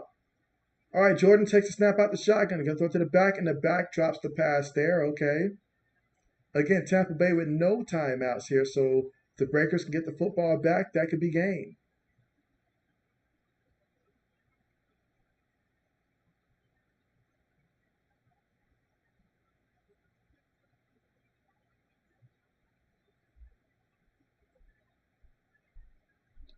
That's the old man says. Breakers couldn't even milk the clock right. And so, yeah, I mean, I was hoping that they would have been able to take care of business there, but they were unable to. All right, here we go. Jordan with it. Jordan looking. Jordan throws it to the back. And, oh, the ball's being all tipped around. This is almost punishment. We know this game is over, but they just won't let the clock run out. And you had a chance to cement the game.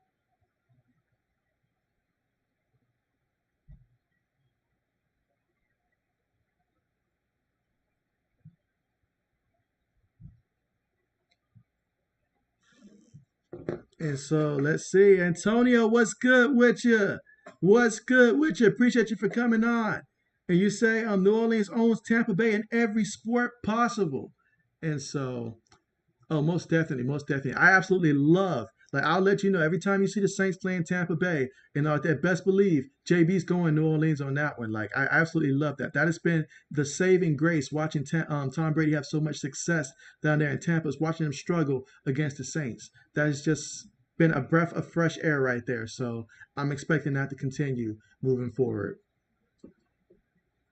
Let's see. Braden says, the game is over when JB's sitting back in his chair.